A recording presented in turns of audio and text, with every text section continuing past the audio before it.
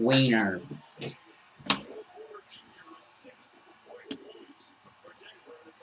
Still picking it up.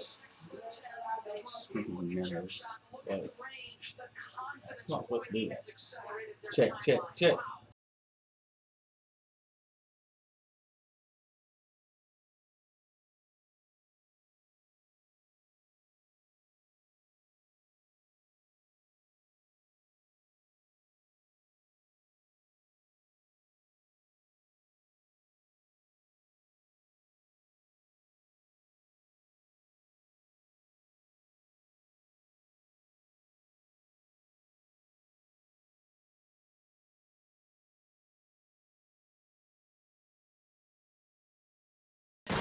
The game plays right here. Are you ready for some football?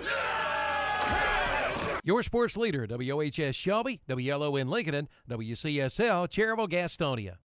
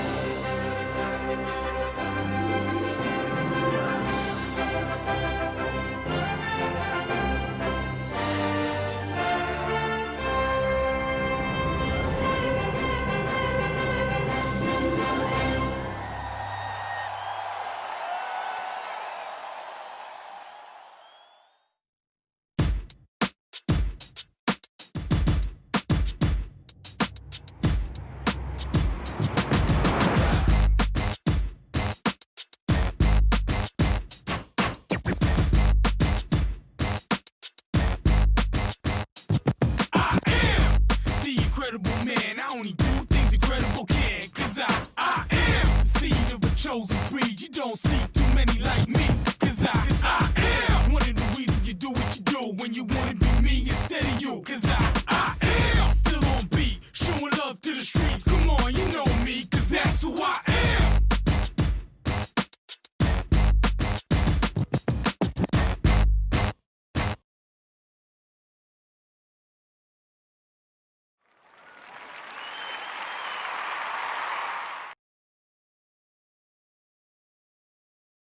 Now, it worked a minute ago and it didn't have the button on, but now it's written when I get it out.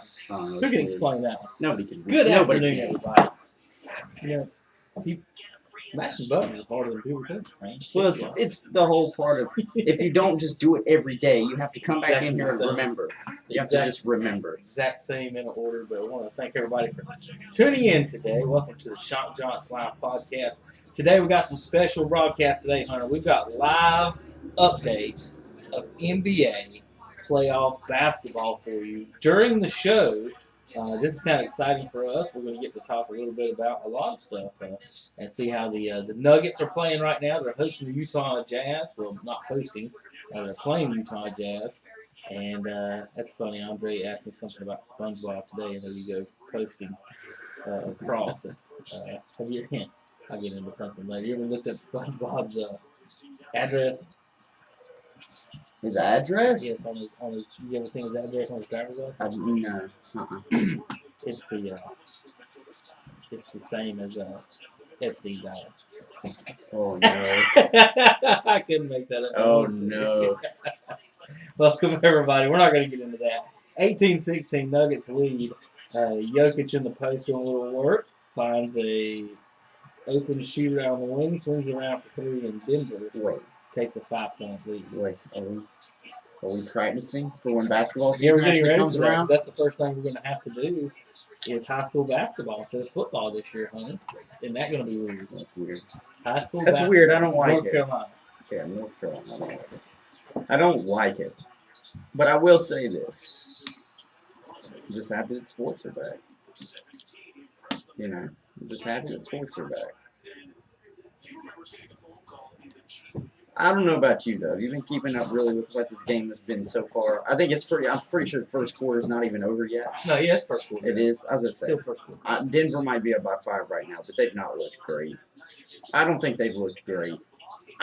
I pick them to win this series, but just what I've seen so far when I came in here and sat down, they haven't looked that great, and three-point shooting has been just a little bit lackluster for me. But Jokic just nails them right now. So maybe if I continue to talk bad about They're him, up 8 now. yeah, as I said, I walked down the hall, Hunter goes, they're not doing too good. They're up 1. yeah, they were only up 1, but the reason why, to me, like, that wasn't that big of a deal for me is because Utah doesn't have Mike Conley. They don't have Bogdanovich, who's out, and I'm pretty sure they didn't have a third person either. And Mike Conley, even when he comes back, I'm not even sure when he can play because he, of course, for those of you that don't really know, Mike Conley's not playing right now, game 1 of this series between Utah and Denver. And that's because his wife's having his baby. He's going to go see his son be born. You know what? And I understand that. Hey, I will never fault a player for doing that. I understand completely. But that is, I mean, you're already without Bogdanovich, and this is another guy that can get you a bona fide 15, 20 points a night in Mike Conley. And for Denver at one point to have only been up 1, and I saw Denver come down 2 or 3 different times and come up short on the shots. I don't know. It was just, they just didn't look great. Sure, it might be a little bit of rust that they're still trying to kick off as they're trying to maybe take this a little bit more seriously, maybe during the 8 play-in games that everybody was getting ready to do, or the extended part of the regular season in the bubble. Maybe they weren't really trying, and now they're trying to get everything set up and get in playoff basketball mode, get that mentality going. But I'm not really sure, you know. Denver on paper should be blowing them out with Mike Conley definitely not being on the floor right now. That's another thing, you know, that I just hinted at. With Mike Conley not being here for game 1 and for him leaving the bubble, when he comes back, he has to quarantine. And I don't know for how long they're going to force him to quarantine because these series are not long, and it would be outrageous if the NBA told him he had to quarantine for 10 days because if that was the case, he wouldn't be able to come back maybe till game 5 if they play every other day. And that's me just even guessing. That's me not even sitting here saying, well, if they're going to play today, then game 2 will be Wednesday. And if they play Wednesday, then game 3 will be Friday. And that's me being pessimistic that Denver's not already up 3-0 looking to close it in game 4. So Mike Conley, I'm telling you, they maybe should only allow, when he comes back, they need to just give him the test. And then when he comes off of the test, if it comes out negative, I'd just let him play. I would just let him play because there's no way that you would ask him, a crucial part of this Utah offense, and especially with the playoffs starting right now, there's no way you could tell him he has to quarantine for 10 days. No way. I think that was a bad foul. That's a bad foul by Michael Porter Jr. And that's another thing that I've seen so far watching Denver. And a lot of people are probably like, what? Why are you talking about this game? Ladies and gentlemen, it is literally live right now in front of me. We are watching this. This is the first game of the NBA playoffs that it has taken them 6 or 7 months just to get to this point. Usually they're done by now and football is around the corner, which it still is. But so this is what we have to talk about. It is a live sport happening right in front of us. But that's one person, too, I've been watching right now. He's just playing lackluster, and he's not attacking the basket nearly like they need him to for a 6'10", basically power forward, small forward who can score. Michael Porter Jr., I know he's a rookie, but this is the big show, homie. This is what everybody's working for. You got to show up and you got to play hard. I've seen many occasions where he's let Donovan Mitchell, who's like 4 or 5 inches shorter than Michael Porter Jr., box him out. He's not attacking the glass much to try and get these offensive or defensive boards, but right now Denver just has seemed to have found the hot hand from the three-point line, so it doesn't really matter. This is what I was expecting, though, early. I was expecting Denver to have already been out to a 9, almost 10-point lead by I now. was like, dang, Hunter. I mean, you got 4 quarters. I know. So if you win by each quarter by 3, you win the 12. I know that. So now they're on pace to win by But 40 right now. I'm just gonna yes, I agree. But I'm just going off of what my eyes are telling me. Yeah. I've watched Utah play in the 8 play-in games or the 8 regular season games, whatever, the bubble games. I saw them play in the 8 bubble games. And their offense looked lackluster. And that was still with Mike Conley playing. Because I feel like with Bogdanovich not being there, that's really hurt them offensively. Well, now Mike Conley is out because he's going to see his son be born. And I figured, well, then this offense is really going to go to crap because Donovan Mitchell can't just carry him by himself. Sure, they have Gobert, but he's always in conversation for defensive player of the year, not offensive player of the year. So to me, I was like, well, Denver, what's going on here? Why aren't you out to a bigger lead? Why is it a 1-point game like this right now? Because I'm looking at this roster, the starting team out there right now for Utah, and outside of Donovan Mitchell, I couldn't tell you who can get you 20. I don't need it. If it's not Mike Conley. Carmelo's not there anymore. No, Malone's not there anymore. Mike Conley, to me, would have been the only one outside of Donovan Mitchell that could have got you 20. Maybe Gobert can get you 15 just because he's a big man inside, and he'd be the only one that could just get you high percentage shots. But you know what he's there for. He knows what he's there for. He's there to disrupt and block shots around the rim. Jordan Clarkson actually hit this three-pointer right now for Utah. You guys are getting live updates as we watch it, too. That's amazing. Isn't that amazing, ladies and gentlemen? Aren't you happy that you're here right now?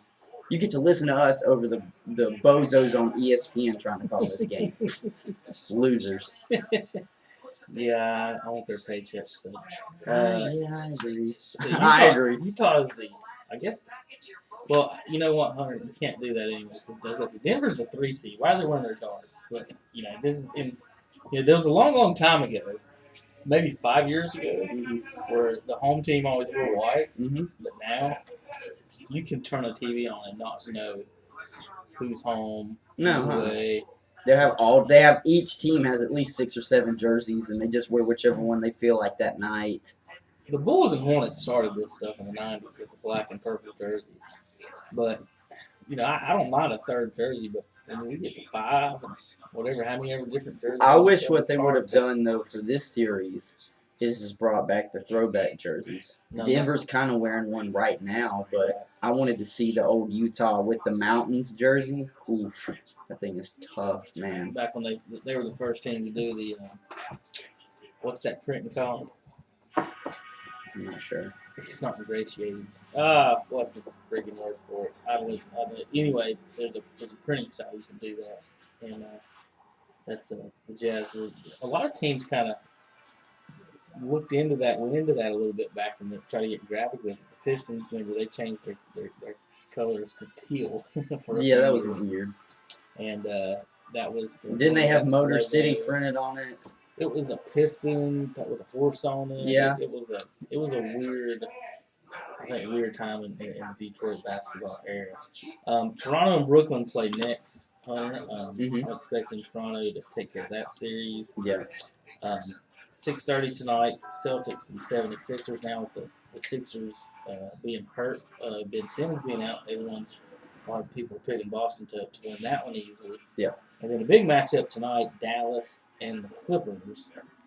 Can Dallas upset the Clippers? I'm not sure. I think they can beat them 1, maybe 2 games tops. I don't think they can beat them 4 times. I don't know if they'll get them early. Now, this would be a completely different game if this was not on a neutral site. If this was home and away, I would say Dallas would have to steal one at home, but I don't think they could take both of them at home. So then they would have to steal one on the road, and I don't think that the Clippers would falter back at Staples.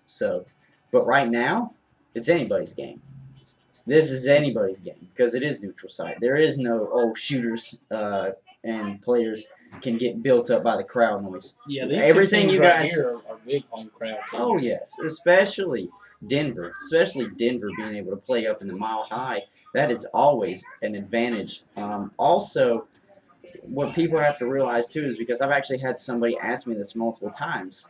Multiple people have asked me. They said, so the noise that we hear on television because fans aren't there. They said, do the players hear that? I said, no.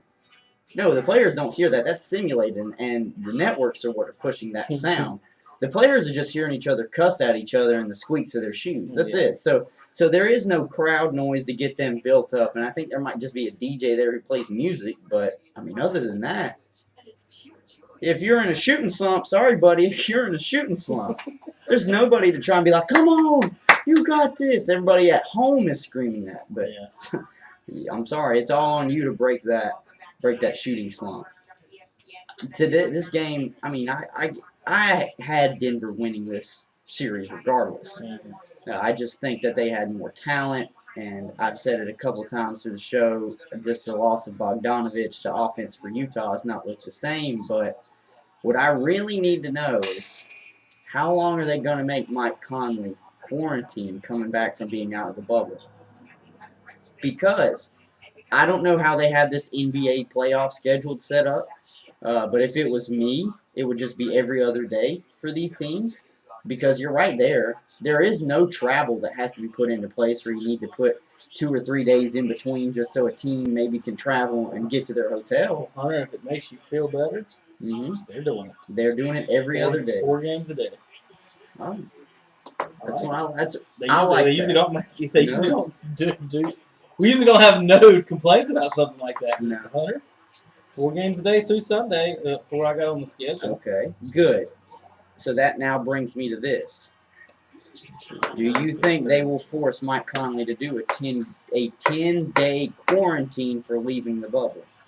I don't know what their I don't know exactly how long they force players to quarantine out of the bubble. But I mean, me and you can do the simple math right now. If his quarantine is just because he's not even back from the bubble yet. He's missing it today for the birth of his son. So, say he comes back tomorrow, and he's got 10 days. He's missing Wednesday's game, so he's already missed 2 games in this series. He'll miss Friday's game. That'll be 3 games in the series. And who's to say that Denver won't already be up 3-0? Yeah, I mean, they might sweep him. And Mike Conley won't even get to play in the series. That's why I think if he comes back tomorrow, you just test him tomorrow and the next day, and if he's negative, let him play. Because he'll be an X factor. I'm not saying he'll be the reason that Utah wins this series, because I think Denver does it regardless. But he might be the difference between a 4-game sweep and maybe going 5 or 6. Because he'll be that extra 20 points on the floor for Utah. Is that Joe Ingles? Yes, Joe Ingles. Oh, he's shooting that. Look, Jokic got in his face.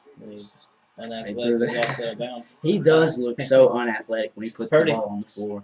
34-28, Denver leads Utah, second quarter, 10 minutes to play. I'll pull up the box score and stuff just a little bit. I'm still waiting for the secret weapon to be implemented. Oh, you believe implemented. Bobo will make an appearance? Implemented. Oh, he's going to play. Yeah, I would, honestly, Hunter, I wouldn't bring him in until you just keep winning games, then we get down and bring him in. He would be, think about the crowd factor Bobo would have in Denver. Well, he would be the same exact. Let me put it this way: it would be the same exact reaction that Boston gave Taco Fall when he came in. Yeah, Big 7'6" Taco. Yeah. It didn't matter. Like he didn't have to be spectacular. He did not have. That is a big taco, isn't it? Whew, man, I wonder if he could. Well, no, he probably can't get a copyright on Taco Tuesdays because LeBron tried and he didn't even get it. And that made no sense. At least Taco's his name. I think there actually is a mixed restaurant somewhere that's got it, but that wouldn't surprise me. They're making a killing. They're making a killing. The Joker, right now looking across the board, he's got 10 already. He's good. He's already hit a deep 3 too. Clarkson's got 8 off the bench for Utah, and Ingles has 7 of the 2 leading scorers for Utah. Utah Jazz, and there he is again, Jordan Clarkson. You want to talk about a player that is not afraid to come around a screen and just shoot. Jordan Clarkson. Doesn't matter if there's a hand, 2 hands, 3 hands in his face. He is not going to shy away. And that, of course, is some people would say it's stupid of him. He's just trigger happy. But at this point, you got no Mike Conley.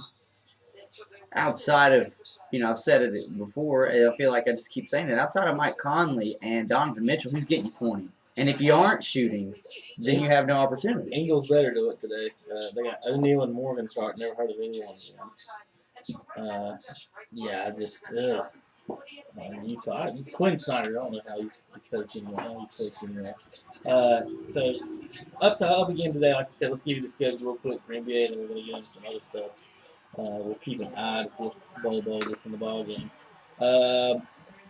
That's next Monday. Yeah, Hunter, the whole first round is 4 games a day until his team starts getting knocked out.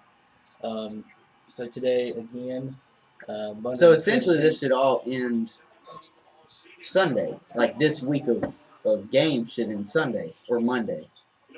You got 2 weeks. It's every other day. Right. I was just thinking. Now, if it's a everybody sweep, got it'll a end sweep. Monday. Yeah, that's what I was about to say. If Yeah. the higher seed obviously got the sweep, then yeah, they're going to be sitting pretty for a solid week. Yeah. Either one of them, anybody sweeps, they'll have a couple of extra days of rest or gentleman sweep. So after today, again, Toronto and Brooklyn's next, Boston and Philly, and then Dallas and LA. Tomorrow, the Magic and the Bucks, Heat and Pacers, Thunder and Rockets and Trailblazers and Lakers are the nightcap, which everybody, I'm sure, will be looking to play. Oh, I'm looking forward to that Well, series. Hunter, what do you think real quick about the way they schedule in these games? I love it. No. Okay, wait, what do you mean? The East Coast teams playing early. And the West Coast teams play late, still, even though they're all East on Coast the time. East Coast time. So that means the East Coast teams got to play at 1 o'clock every day, and the West Coast teams get to play at 9. Get to prepare Well, that's all not day. necessarily true though. What they did with this game though, these are both West Coast teams, and they're the Well, what I mean by that, 1:30 game really, 2 o'clock. until Sunday, Mm-hmm. every 9 o'clock game this week It's West. is a Clippers or Lakers game.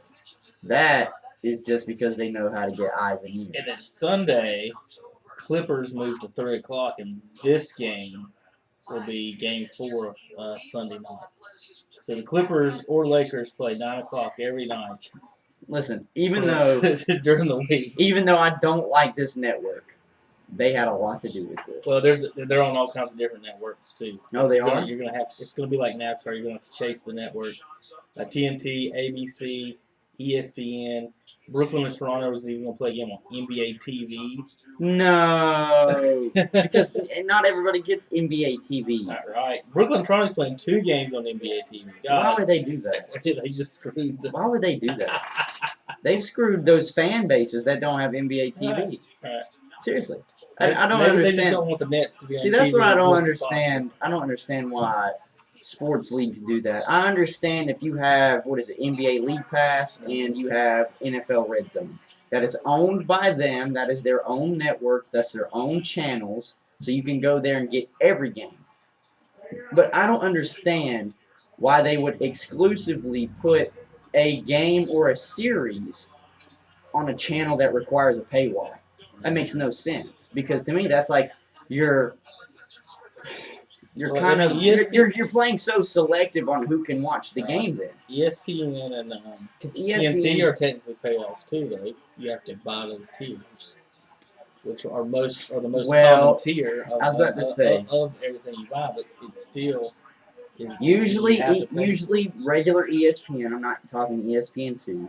Basic ESPN, TNT, and TBS, the ones owned by Turner, usually those are ones that are in the base package, like you're saying. You're just going to buy the cable box, and guess what? You're going to be able to watch it. Now, you're talking like NBA, what was it? What is it called again? NBA TV? NBA TV. I was going to say, NBA TV. ABC gets 3 games. ABC is usually in a base package too. But ABC you can get on regular television over the air with the antenna. If you wrap yourself in enough tinfoil, you can get ABC. and those are the stations I like. Like with NASCAR this week, it was on regular NBC, so I could watch it. If you're a cable cutter or a cord cutter, and you don't have these channels, the regular channels that you get over the air are priceless to you. So like yesterday, I got to watch the race with no problem. I didn't have to go to somebody's house or look it up online. The ABC games, those are important. I guess what makes me so mad is like that the fact that NBA TV is still like it's not new, but it is new. Yeah, I agree. It's not like it's very selective. Not everybody is just going to be like, yeah, I'm gonna pay for NBA TV just so I can watch the NBA playoffs. Like they don't do that. If you're Milwaukee, Milwaukee is playing Orlando, there's another NBA TV on Monday. Is it because their series you think are going to be bad? Like you think they're going to be blowouts? I don't know the reason. Because think about it. They're trying to get people to buy the channel. What was it? Toronto, Brooklyn was the other one on there, and then Toronto and Brooklyn's on there twice. So they're on there twice, and Milwaukee and Orlando's on there. Who else is playing on NBA TV? That's it for right now. That's it. For this season. Okay. For the first round. Well, then, that's essentially them saying those are just bad. But there's a bunch of all the games that are to be determined. Some of them still don't have network television set up. It's whoever offers the most money. It's probably a bidding war. I don't know. But I don't understand that because even the regular playoffs, like before obviously COVID hit, I'm talking just last year's playoffs, there were barely any games on ESPN. They usually run it on TNT or ABC. Like Turner's got their rights to it and ABC gets it. ABC, if I'm not mistaken, is where you have to go to watch the finals. Yeah, you should be able to watch the finals. I think part of their antitrust rule, Hunter, is that they have to, like, you've got to be able to watch the championships on regular TV. Mm-hmm. Like, you can't put that on TNT. Yeah, you can't just put a paywall through it. No, I think they have to put the finals on that. So, I don't know. That just seems so dumb to me because then, like, if I was a part of that fan base and I didn't have NBA TV and I really wanted to watch that series, I would be kind of upset about it. Sure, there are probably other ways you'll be able to see it, like YouTube television. But even then, that's a subscription. You got to pay for that. Illegal streaming sites. You're taking a risk there for some viruses, but I don't know. That just seems dumb to me. Why they wouldn't keep it. Because what else is going on at that time? Seriously. That's the only game being played that day during that time slot. You can't put it on one of the other major networks.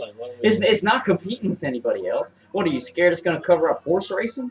Hell, I don't know. Show something else on TNT. Whatever. What do you think's going to draw more eyes right now on TNT? Them showing maybe for the 1000th time one of the Transformer movies, or playoff basketball that should have happened 4 or 5 months ago. I believe playoff basketball it is. Joker with a jumper over Gobert, no good. He didn't even leave his feet on it. He shot over. Have you noticed that? Have you noticed that with Joker though? He doesn't leave his feet on his jump shots. And he's still got it over Gobert. He's probably the best shot blocker. But he does. Jokic has got a lot of dirt in his shot. I'm not saying he's as consistent as him. But the shot behind the head, so you can't really get there to try. When you contest it, your hand's not right there to try and get the block. Right. But he never leaves his feet. And if he does, it's that 1 foot. He just lifts that 1 foot up like the dirt fadeaway. He just lifts that 1 foot up and just fadeaway shots. I mean, he hits it though, and God, he puts so much arc on it. So you see guys like Jokic at 7 foot. So you're allowed to do that at 7 foot. Mm-hmm. But if you're a wing hunter and you have all those moves and everything, they'll say you're just not athletic enough. And Joe Ingles is out here balling, trying to show them different. But what I'm saying is that it's frustrating as someone, you can have all the fundamentals, all everything, and then the coach or whoever will put in a kid younger than you that he's athletic, he's fast. Right. And I don't understand. He's gonna dribble off his foot or throw it out of bounds in 2 plays. True. So, but you saw that play right there. I don't understand. Man had him beat to the basket. That was the easy layup. He turned around, tried to kick out the Joker for the 3-point line. Excuse me? What happened to basketball for somebody settling on a high percentage shot? That was a good shot by Donovan Mitchell. Didn't the Hornets miss him? Oh, yeah, they could have drafted Donovan Mitchell. Yeah. They could have drafted Joker. Yeah. They could have drafted a lot of players out there right now. Absolutely. But guess what? They didn't. They didn't. It's Jamal Murray. Cash. I don't think he's at that. He didn't have control of his dribble. To me, I have a buddy of mine. I was talking to him. I was like, look, the team that's going to be dangerous, because we've sat here and we've talked about it for these playoffs. The team that's going to be dangerous is Denver, because of how talented they are. And he looked at me and he said, yeah, but when it comes down to it, he says, I know what I'm getting with the Lakers, and I know what I'm getting with the Clippers. He said, if the game is on the line, who do I want taking the shot? And he's like, it could either be Kawhi, Paul George, it could be AD, LeBron. He said, when the game's on the line, who are you going to go to with Denver? And I told him, that kid right there, I would take Jamal Murray to take the final shot for Denver. When somebody says that, Hunter, your response should always be, Robert Horry used to take all Kobe and Shaq shots. That's all LeBron really doesn't that's take all- even the last No, shot he anymore. don't. He No, finds somebody. None of them do. They pass it to somebody in the corner to blame somebody else and say they made the right basketball play, which is bullshit. Look at this. Look at him. But- To me, he's so underrated. How many game winners did Tatum and Shaq make in the finals and playoffs? I bet Robert Horry made more. The only one that's always remembered is when Shaq jumped up on like a board over 4 people and just slammed it home, but Oh, he's that just was- bigger than everybody. That was when they were cheating. That was against Portland when they were cheating. When Donahue was So good. Donahue was refereeing and calling calls. Like, ladies and gentlemen that are just, tuned in and watching us as we watch, they're watching us as we watch this game. But I'm just saying, if you're not able to watch this game right now, you're really missing out. Because this is the one thing I think that hurts Denver. They're small market, so they don't always put them on prime time opportunity games during the regular season, so you don't really know about their star power. I'm not going to name it. I'm not going to call any of them Do we have to superstars. pay to get our? Do you have to pay to get your virtual heads on those? I think so. I think you have to pay, and it's like, I don't know what the price is, but I would pay and put my dog's face on there. That's Some my people dog. do. Yeah. But what I was just getting at is because we don't get to watch Denver, and the only reason I know this is because I've caught Denver when they've played one of the LA teams, maybe one of the big East Coast teams. Jamal Murray is slept on for He's a a good point ball guard. He's slept. He's not flashy. He's not outspoken. He's not showing up in Russell Westbrook type gear before he plays a game. He goes out here. He can hit the three. He can dribble inside. He can shoot free throws, which is something that it seems like nobody can do anymore. Yeah. I mean, he's just complete. So Quinn Snyder was yelling and complaining to the refs while he was that whole free throw time. I just assumed since he was from Duke, he was asking for a charge or a flop or something from somebody.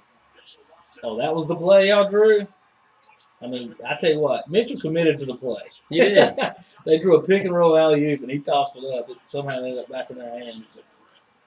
With about 4 minutes to play in the second quarter, Denver leads Utah, folks. So the playoffs have started. We're ready to rock it, out to go. And it's playoff time here on KTC. Denver they got a 10-point lead. They've yet to need to put in the secret weapon, so they're just going to cruise, I guess, here. I guess Bobo is not going to make an appearance.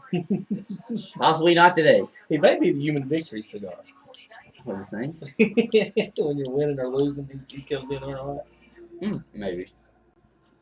Sports Maybe. books, it says, are showing no clear-cut NBA favorites. That'd be for you betting people. I told somebody the other day, said, Kevin, why would you bet on Denver and Toronto? He said, nobody else is picking them. I said, you just answered your own question. Yeah. Keep betting on, you bet on Lakers, the Clippers, and Boston. That's where all the bettors are going to go.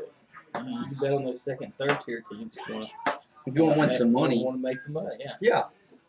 Yeah, just watch where it goes. I'm telling you, nobody's going to pick these teams, but is how the playoff lined up. It's going to take just getting to the conference finals for the Lakers and Clippers to meet. Yeah.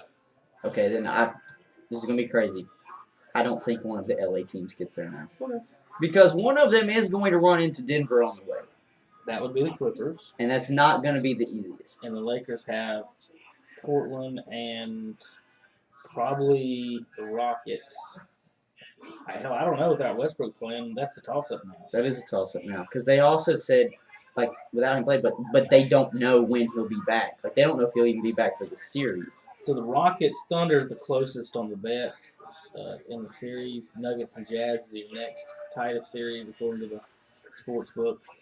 Then Celtics, 76ers, Heat over Pacers, Lakers over Blazers, Clippers over Mavericks, and the biggest blowout, Bucks over Magic. Not surprised.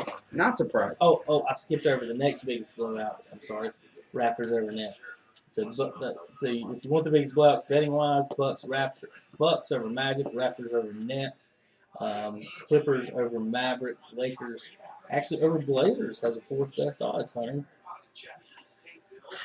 That game, the Lakers and Blazers, to me, I thought this was going to be a really close game. But I was driving down the road today, and what I do usually on my way here is Colin comes on at 1, or at 12, I'm in class until 1, so I only catch like the little bit I get to listen to him while I'm on my way here. But he made a very good point. I didn't think about it until he made the point.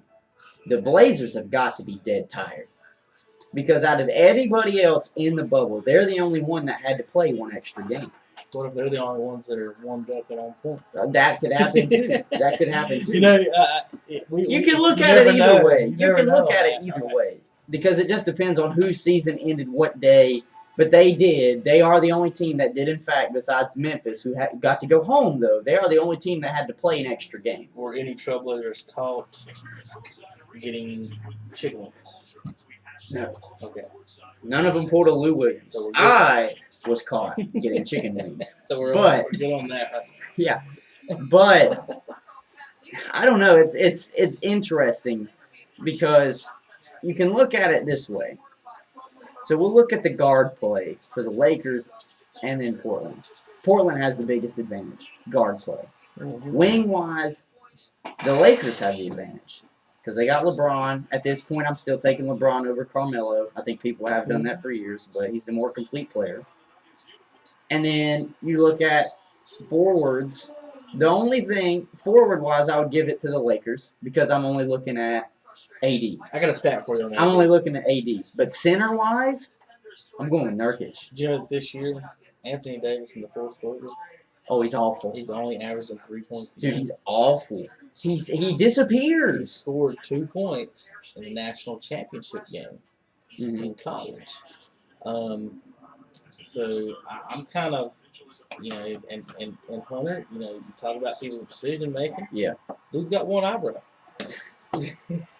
I mean, if you don't show up in the fourth quarter of games, you don't show up in the national championship game, you got one eyebrow. I don't know how I'm supposed to count on you to carry me in the playoffs. If you remember LeBron, he's got some great stats, some great games, some great series. Mhm. But at the end of the day, he's needed whoever number 2 and number 3 was to step up and play well, if not better than him, in a series. And I'm not sure you're going to get that from Davis. Davis is one of those guys that seems to me, Hunter, when he's playing against a guy he knows he's better than, or just wreck house. Kind of shrinks. Oh, I know what you mean. You know Yeah, what I'm yeah. saying? When he plays a guy who's not that good, Yeah, he dominates. he knows he can dominate him. He knows he can't deal with him. But as soon as he gets any type of pushback or Well, haven't you noticed? That's why he doesn't play in the paint. yeah, He That's what I'm plays saying. he He plays gets any type mid-range of- to perimeter. any type of where he has to try hard or try harder, it seems to not come through at all. So what I did is I just wrote down which team I believe. Like I did Lakers on the left side, Portland on the right side, and then I did basically this. So, to me, Portland's got the better point guard, they got the better shooting guard, they got the better center. So and I just did this based off of the 5 starters. 5 starters. So that's Damian, CJ, and Nurkic. I think they're better than the Lakers starting point guard, shooting guard, and center. I think you could agree. And then, of course, the Lakers, I think, have the better power forward in Anthony Davis, and they have the better small forward in LeBron. And so what I did is this. Anthony Davis and LeBron themselves can go for 30. So what I did is I put them both at getting 30. Let's say they get 30. So that's 60 points between the two of them. So Damian Lillard can get you 30. I went and what I did is this. So if Damian's going to get you 30, CJ can get you 20. So there's 50. Well, guess what? Nurkic can get you 15. 220. So even if you add all those up, it's 65 points to 60 points produced by the Lakers. Portland, to me, has got the edge when it comes to just who their starters are. To me, like how Colin made the point, because I didn't think about it, will fatigue actually hit them? Because they couldn't do what the Lakers had the option to do. Like how you said and how Terry said, you don't really know how hard a lot of these teams were playing in these 8 games. Well, Portland had to play hard every game because that was the deciding factor on whether or not they were going to even be in the playoffs. So whereas the Lakers could be stupid rested because, they didn't try hard at all, and then Portland has exhausted all this energy just to get here, and then what happens to your guards? Their legs give out. They don't last as long during the game, so the 3-point shot's going to go down. I don't know. That's just going to be I think that's going to be an X factor in this game outside of who I think is going to be the X factor who decides who wins this series. That's Nurkic. So I think Nurkic is going to be the real deal. I mean, yeah, I mean, What was it? Yeah, like 20 and 20 the other night. Yeah, matching up. Looks like Pope and Danny Green are going to have to guard Damian Lillard and McCollum. And Danny Green is old. And I know you like Danny Green, but he is old. He's a good defender. His shot comes and goes. When he's hot, he's hot. Pope, he's going to have to guard Lillard. I mean, LeBron don't guard Lillard and McCollum. I'm about to say, don't guard them. who is going to guard him? Because it's one thing to say you have to guard him, but can he guard him? I don't know. Well, then you got LeBron and Carmelo. And neither one of them really play defense, so they both might score a decent amount of points. And so Anthony Davis will be guarded by Nurkic, Collins, and Hassan Whiteside. I think Anthony Davis, depending on which one of them starts, if he's going to stand on the perimeter, too, you can guard him with Carmelo. Really true. If he's not going to go in the paint, I'll just put Carmelo on. They can stand in the corner together. If you were going to just say not guard each other. If you were just going to say what big man would you put on? Yeah. I think Collins. I'd put Whiteside on him and just say, you got 6 fouls to sign. True. Well, that's what I would have said with Collins. I think Collins' feet are a little bit faster than Whiteside. Mm-hmm. So if AD does want to try and, get the catch, maybe pump fake a little bit, try and jab step him, I think Collins can stay in front of him. But it doesn't matter. Nurkic is eating up everything inside. Mm-hmm. JaVale McGee will be down there, sure. Dwight Howard will be down there, sure. They're both 7-footers, or at least Dwight's like 6 foot. About D12. But Dwight's still like 6'11". Nurkic is a true 7-footer, and he's thick. I mean, he can box out anybody and get these boards. I saw him do that to Valanciunas with one arm and just reach back and grab something that was behind his head. So I think he's going to be a big X factor. I think that's what really hurt the fact, or that's really what put Portland in that position to have to try and fight so hard to get into the playoffs. Is they were just without Nurkic for a majority of the season. He just wasn't there, and that's just really tough. That's really tough.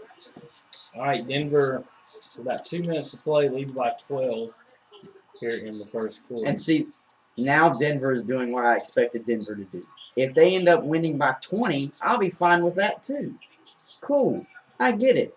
But I just needed them. I guess it took them just a little bit longer. I was waiting for Denver to flex their muscle because they are the one that gets left out of the conversation for possibly making it out of the West. Because all we've talked about, and I'm at fault for it too, is one of the LA teams. I know I'm at fault at it because I think the Clippers are just that good, and I still think they will get out of the West. But if Denver gets their P's and Q's together, they've got just as much talent as the other teams too. Absolutely. Minute 24. Joe Ingles hits that 3. 9-point game now. Denver is yet to need Bol as they cruise. It's mine now, so it's fine. Murray. Oh, he got close. Oh, that was a great move, though. That was a great move by Murray. They've just got some solid players now. They really do. And one thing that I know why a lot of people won't choose Denver is because they are young. They're very young. Jamal Murray is still young. The only one out there that really has veteran leadership, because even Jokic is young. He looks old just because it's how he looks, but he's young. The only one with veteran leadership out there is Paul Millsap. Other than that, this is just a very young team. Scrappy. Nice, beautiful finger roll air ball. Yeah, I think that was Grant. I think that was by Grant. Yeah. So there's Murray coming up with the big steal to Grant. Get out of your hands. Here we go. Oh, my God. That was a bad pass to Michael Porter Jr. I mean, this is going to end the half, though. 16 seconds. Joe Ingles is going to come up. They tried it. That was awesome. That was god-awful. Yeah, that's pretty bad. That lob was so far behind Porter Jr. Look at Donovan. Grant. He closes it. 7-point game going into the half. 59-52. Grant airballs a finger roll. Yeah. They somehow get the turnover to come back, and it ends up in his hands, and he goes to throw the alley-oop hunter, and the best way I can describe it, he tried to hit the rafters. That thing went straight up in the air. It was high. Zoop. It was high, and he did not lead Porter at all. No. He just threw it behind him. Oh, oof, that was just. You know what? I'll give him an A for the idea, an F for the execution. Yeah, it was definitely an F for execution. I'll tell you this: throwing an alley-oop is the hardest thing in the world. It was a timing thing. Because, like, the best way I could compare it, Hunter, is throwing a pass in football. So, and you're right. It's a timing thing because you have to lead your receiver. He has to be able to jump, be able to dunk a basketball, be able to catch it, all in one motion and at the right time.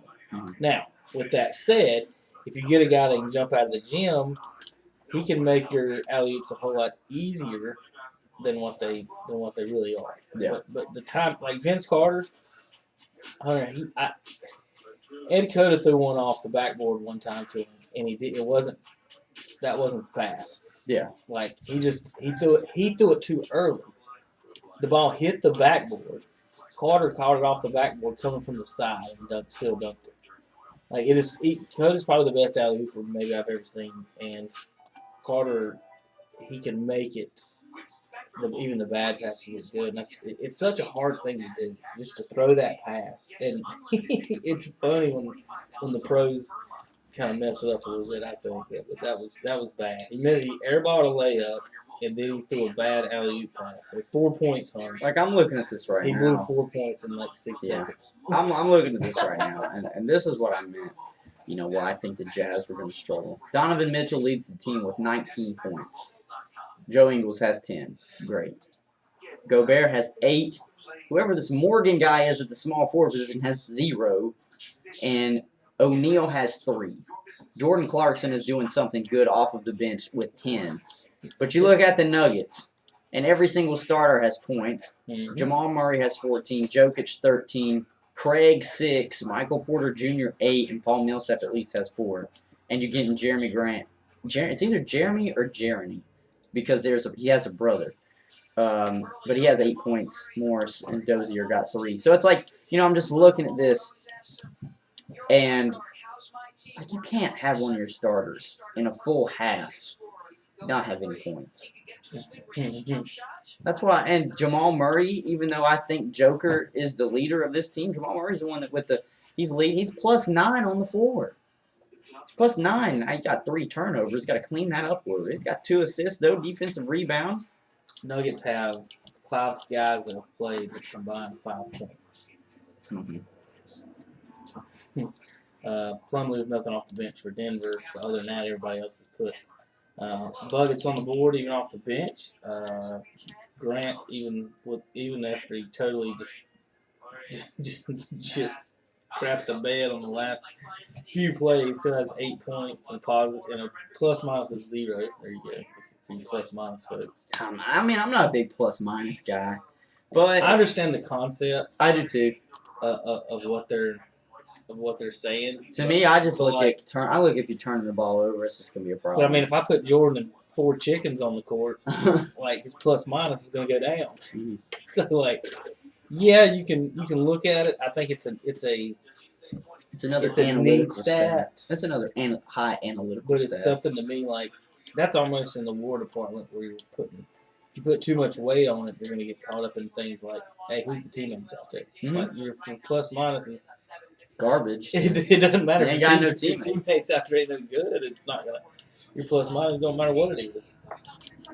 So I always the way I like to kind of look at it as a basketball player, Hunter. You know, even when if I go to the park or whatever, I beat my guy. Mm-hmm. If y'all get beat by your guy, it wasn't my fault. Right. I scored 8, he scored 4. What'd y'all get? True. so that's my philosophy when I'm playing at the park or somewhere else or in any other type of ball. I win my match. You got 5 matchups on the court. If you win 3 of them, you should win the game. Unless you're getting blown off the floor by one of them. So I don't know. I just think they the matchup wise. Sorry, I'm double trying to listen to that at the same time.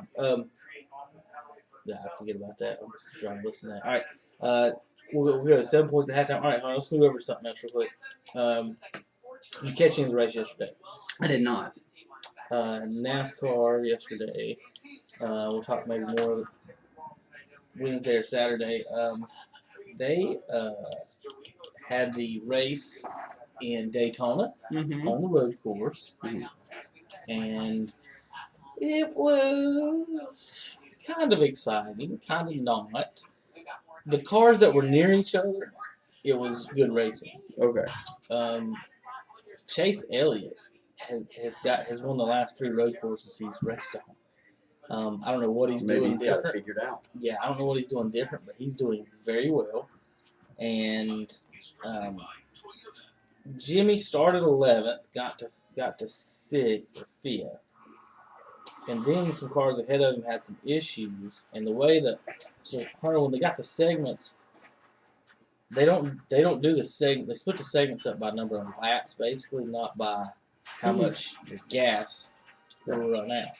So sometimes the segments don't match up with your gas windows. You understand what I mean? Yeah. So yesterday in the first and second segments, cars were pitting early because another thing with the course is that the course took about a minute to get through.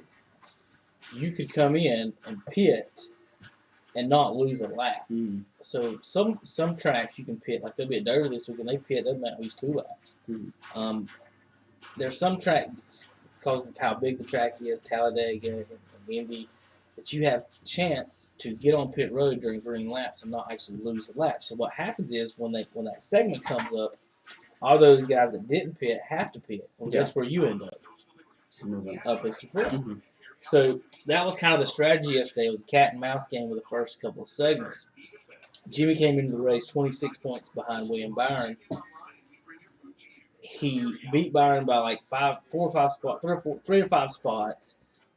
But Byron got higher and he got more points at the end of the stages. So he ended up, Jimmy gained 1 point in the whole day.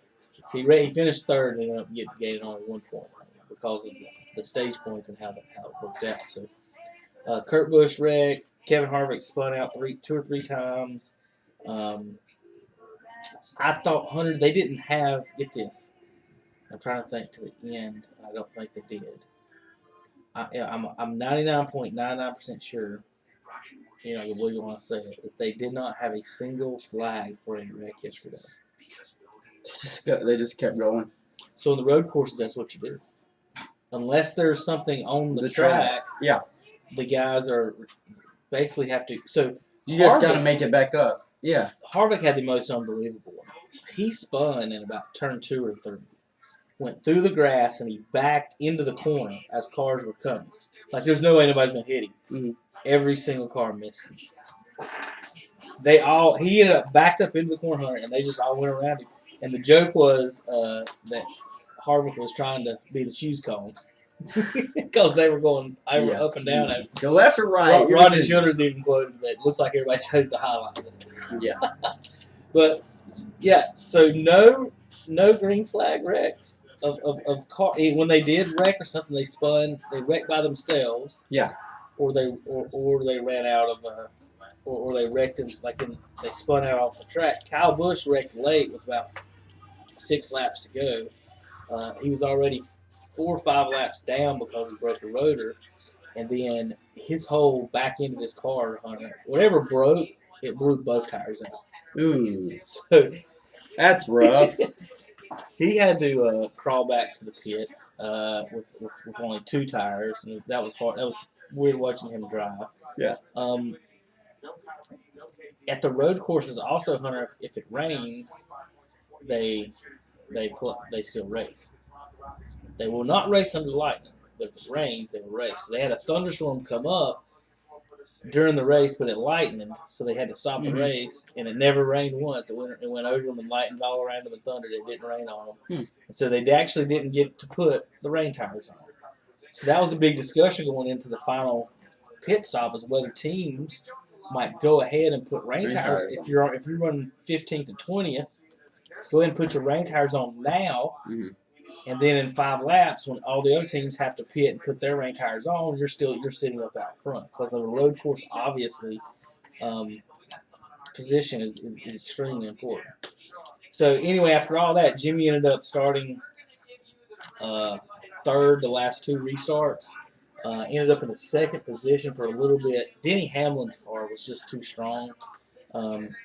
It seemed all day he had a little bit more than Jimmy did on some of those. I was actually predicted Denny to win. I think I did this weekend.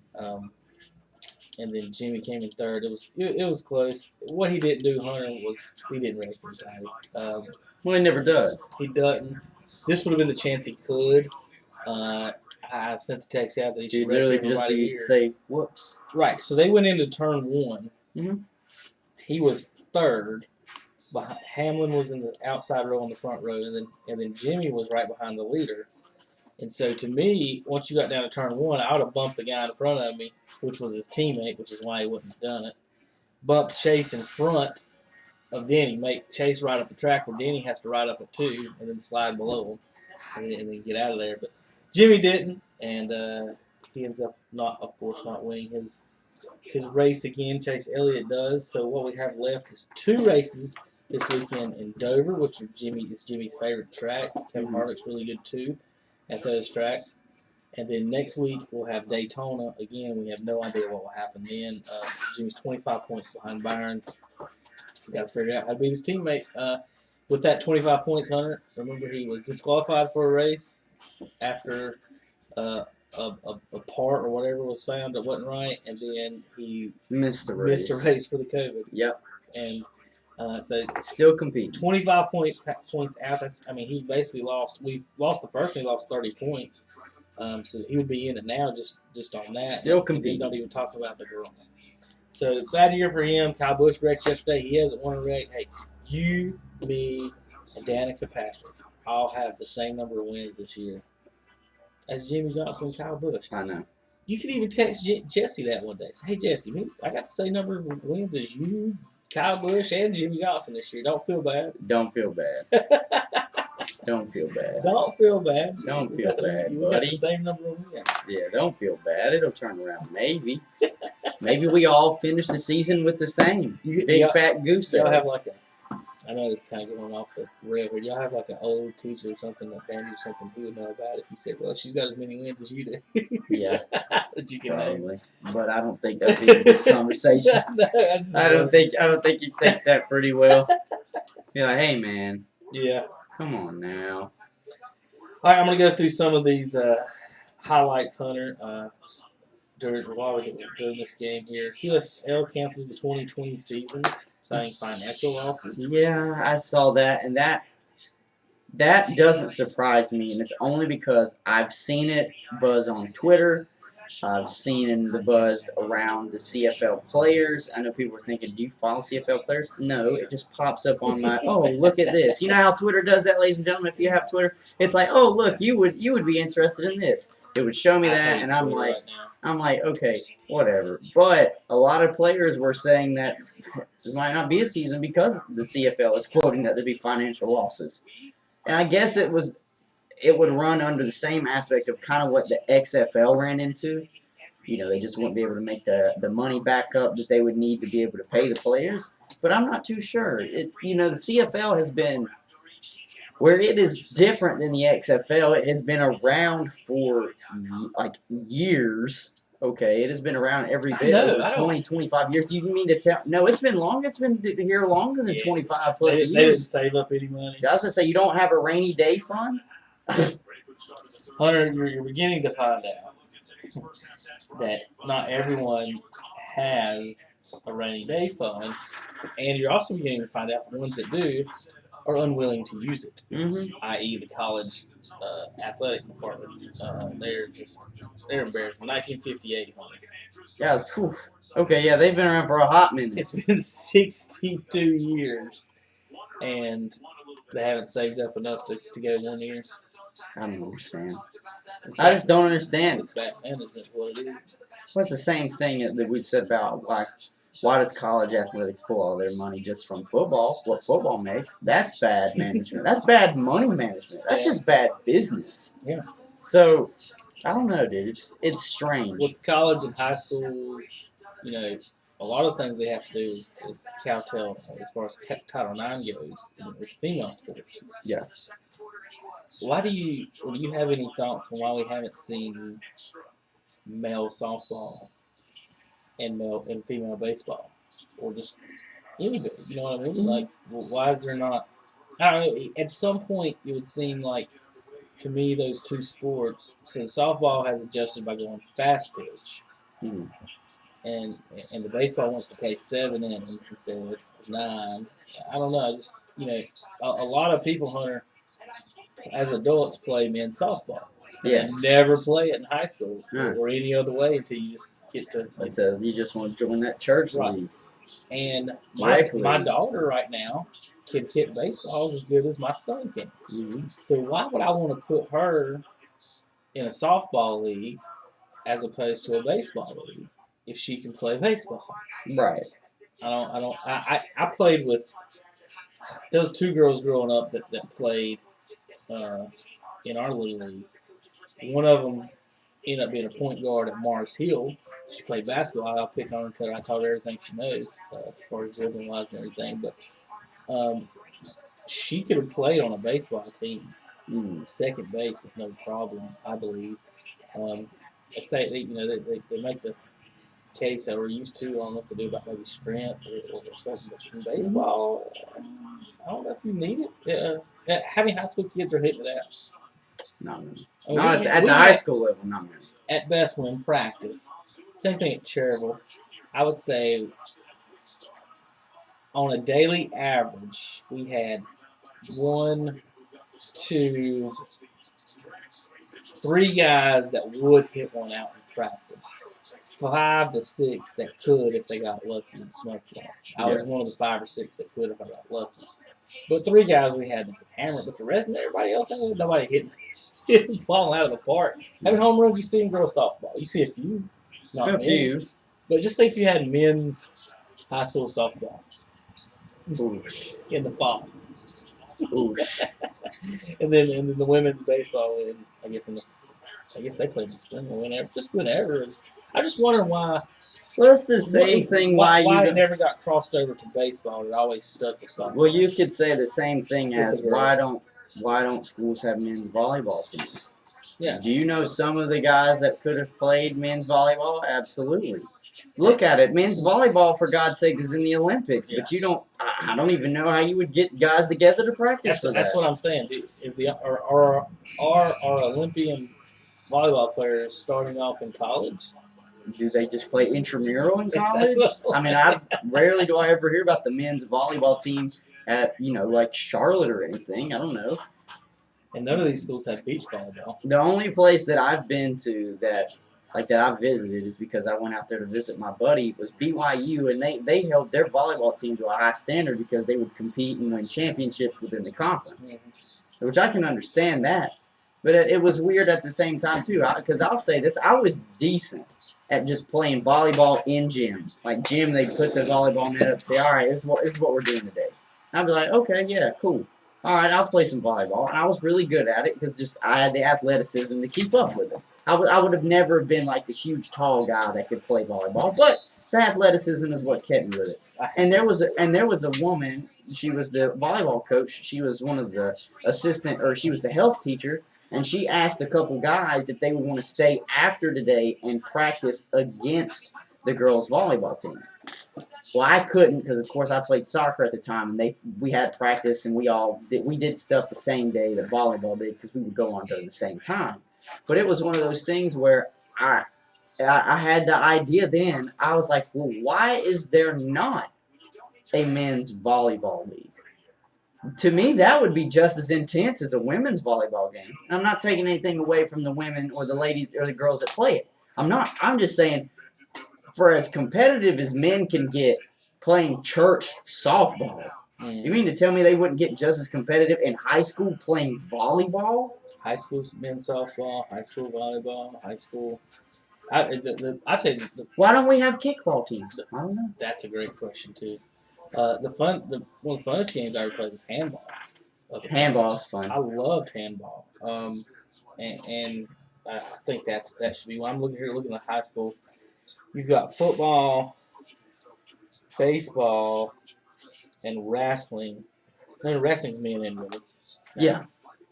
So you got baseball and football as the two men's onlys for the most part, and then softball. I guess volleyball. You can consider. I would Swimming consider. and diving has men's too. I would consider volleyball the only one with women's because I feel like. I feel like most. Make it even. I was gonna say I would feel like most high schools. I would feel like most high schools don't have a men's volleyball team. I would just go out on a limb and say most high schools probably do not have a men's volleyball team. What's good about that program, the Title IX, is that it gets girls playing. What's bad is, Hunter, you don't have as many girl athletes as men athletes. So if you're doing the same number of teams, you're spreading out the talent across the board. Not a lot of schools have this one either. Lacrosse. Not a lot of schools have lacrosse. Lacrosse is on the rise, but not a lot of schools have it. It's almost non-existent in the West. I'll tell you where they are playing it. They're playing it up in the mountains. I think they probably have them in some of the Charlotte schools too. The ones that have the AstroTurf fields are the ones that are having it. Mm-hmm. I used to sell some lacrosse equipment up in Boone, and I'm like, I don't even know what you guys are looking at here. So right, you know more than I do. You do. I can tell you the price. Yes, I can tell you the price. We might can haggle a little bit, but other than that, you know what it is. Because the only reason why I said there's none around here is Denver, the Denver area. They had it was almost like a travel lacrosse team. Yeah. But it was one of those things where it would pull from the multiple high schools around the area, and they would just have the kids that wanted to play on that team. There was no, I have travel ball in the afternoon, but I've got high school practice today. Yeah. Because I don't think East, I don't think North. I'm just thinking those in the Lincoln County area and Catawba County area. I don't think any of us have a lacrosse team. No. None of us. And it's strange because you literally can play lacrosse if you do have just still a grass field. You can play it on a soccer field, on a football field. You can play it on those fields. I guess it would just come down to the schools possibly just don't think they'd have enough kids turn up for it. A lot of money in lacrosse too. The equipment. The yeah, sticks. That's right. That's very true. You got helmets. Mm-hmm. You got sticks. You got jerseys. Yeah, that would almost be like, how do I put this? Because it's not the equivalent, but it's like, and I'm not saying this, I don't mean this in a bad way, but it's like a poor man's football when it comes to equipment-wise, what you have to buy. Right. Helmets, sometimes shoulder pads of some sort, obviously the sticks. Most people are going to have their own sticks. The school's not just going to go out there and pay for maybe 10 to 15 sticks. So, yeah, I could see how that would be expensive for schools if they don't have just the funds or the interest in it, why they would even invest in it. That doesn't surprise me at all. College level invests in it a lot, though. College invests in it, but they can afford to, and yet they'll cut a men's soccer program. I don't understand. Is that a jab at somebody? No. I mean, it's just you look on the importance of the sports. Also, as far as on international competition, how important are they? So you want to talk about your lacrosse, yeah, but is that even in the Olympics? No. Okay, so. No. What do you do with that? The track and field stuff is weird to me. Did you ever run track and field or anything? No. I thought about running track, but then I was like, why am I just gonna run? I do that in my sport enough. That's one of Andre's best sayings. Is, if someone says track and field or cross country, he'll be like, cross country is what you do to warm up for that football. Yeah, I'm serious. People don't think about it, but what is soccer? A lot of people would agree with me. It is cross country with a ball. That's what it is. I run up and down a field. There's no timeouts. There's no stopping. Even when the ball rolls out of bounds, clock still runs. Yeah. I mean, that's just one of those ordeals. My summer workouts were 3 miles a day. So what I look like wanting to get done with running and go running some more. So East Lincoln has lacrosse. They do have lacrosse. And field hockey. I don't understand field hockey That's either. the girl game. I know, but I don't understand. The boys' game is lacrosse. Don't they got female lacrosse too? They do. Mm-hmm. So why would you do it's all complicated. It's all complicated. Again, 5 football games makes the money to pay for all of those. All that? Is that it? I don't know. I don't know. don't know if I believe that all that or not sometimes. Maybe at the high school level, but at the college level, I don't know. See, I think at the college level, you would need it because of the travel. Like if you're you're in the Sun Belt and you got to go to Texas for a cross country match, for a volleyball match. You think about it. If you got to take how many people's on the volleyball court? 6. Let's say you take 10, 12 people on the roster. Then you got to take your trainer, coach. Mm-hmm. Think about it. If you got to take how many people's on the volleyball court? 6. Let's say you take 10, 12 people on the roster. Did I hit something? Then you got to take your trainer, coach. All of a sudden, I'm hearing. Oh, I don't know. You probably heard it through. Audio It maybe came through this. It was yours. Yeah. When you monitored there, okay, I got you. I was like, where is that coming from? Strange. It's been playing the whole time and we didn't hear any of it. And then all of a sudden there it was. I don't know. All right, well, we're on live on YouTube. Been trying that out a couple of weeks. Our Facebook friends. We've had some issues with it a few weeks ago, and then what we did was just been staying on YouTube. We do all of our games through YouTube. They seem to we can have a larger audience there. Is what we can have as opposed to our local fans on Facebook. We appreciate it and you sharing everything on Facebook. It was 61-61 a minute ago, and Denver scored 7 straight and now they're shooting free throws. So I blinked. I literally just saw it tied and turned. I was about to say, dang, it's tied already. And then it's just turned the other way there for Denver and Utah there. East Lincoln had lacrosse, swimming for both. It's track and field only on the men's, but I'm sure that's both. Wrestling only on the men's at East. I think that's the wrestling thing is not, you don't really have a women's team as opposed to individuals. Yeah, it would probably just be we try to wrestle girls against girls, but I don't know, because it falls down to what are you going to do when you bring the girl that wants to wrestle with you to a wrestling meet and the other team doesn't have a girl. Right. I'm not saying some girls couldn't beat some guys in wrestling. Oh, they can. Definitely. They can. I've seen it happen. But it is just one of those things where it's like, so what do? You tell this high school kid, hey, look, I'm going to need you to control yourself right now, but you're getting ready to go and wrestle this morning. I'm trying to think this is what I'm watching, Hunter. Andre retweeted this punt from Panthers practice.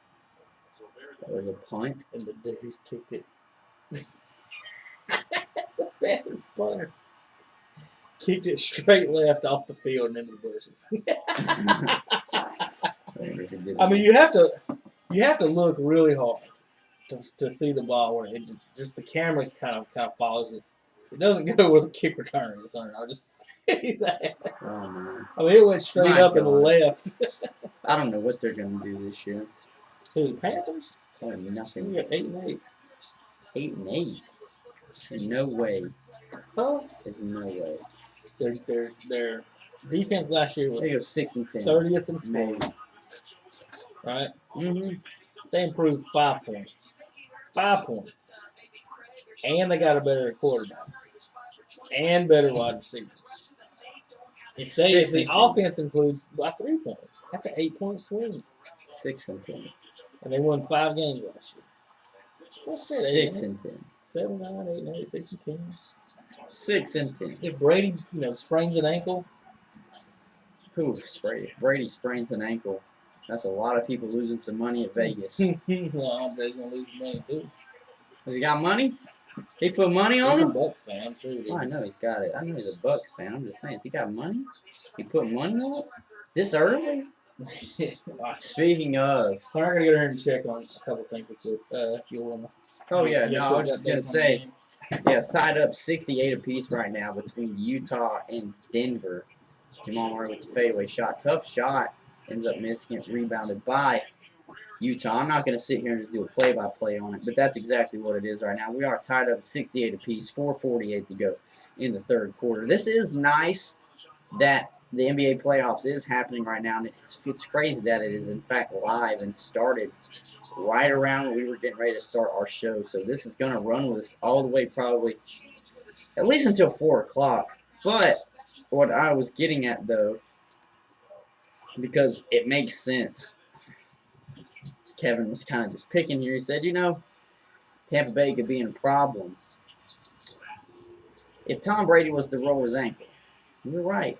I mean, guys, teams are already doing camp. They're out here hitting. I don't know exactly how much physical contact they can do due to COVID rules that most teams are probably implementing right now. But they are working out. And this is what people have to worry about right now. It's been so much time since these guys have been able to just get in and to the facilities and just work out at this intensity. Because yeah, you can go ahead and you can do the workouts in the off season. You can do your off season routines after you give yourself a break once the season is over. But you're asking these guys now with a later start when they can go to OTAs and when they can start camp. And now there are going to be no preseason games. We're going to be going straight into the season. You're going to have more of this. And I know I just kind of played up to it, but Cowboys defensive tackle Gerald McCoy tore his ACL. He tore his ACL one-on-one drill. He was out there just doing his thing, and Pop said he couldn't even put weight on it to get off the field. And they just signed him this season. 3-year contract, got season-ending surgery right now. ACL is torn. But that's one of the things that a lot of these guys, I fear we will see a lot of this within maybe the first few weeks of the season. And I just don't know. Of course, I'm not a Cowboys fan, so it really doesn't affect me that happened, but you hate to see it before the season even starts. And especially for a team that is already weak on the defensive line anyways.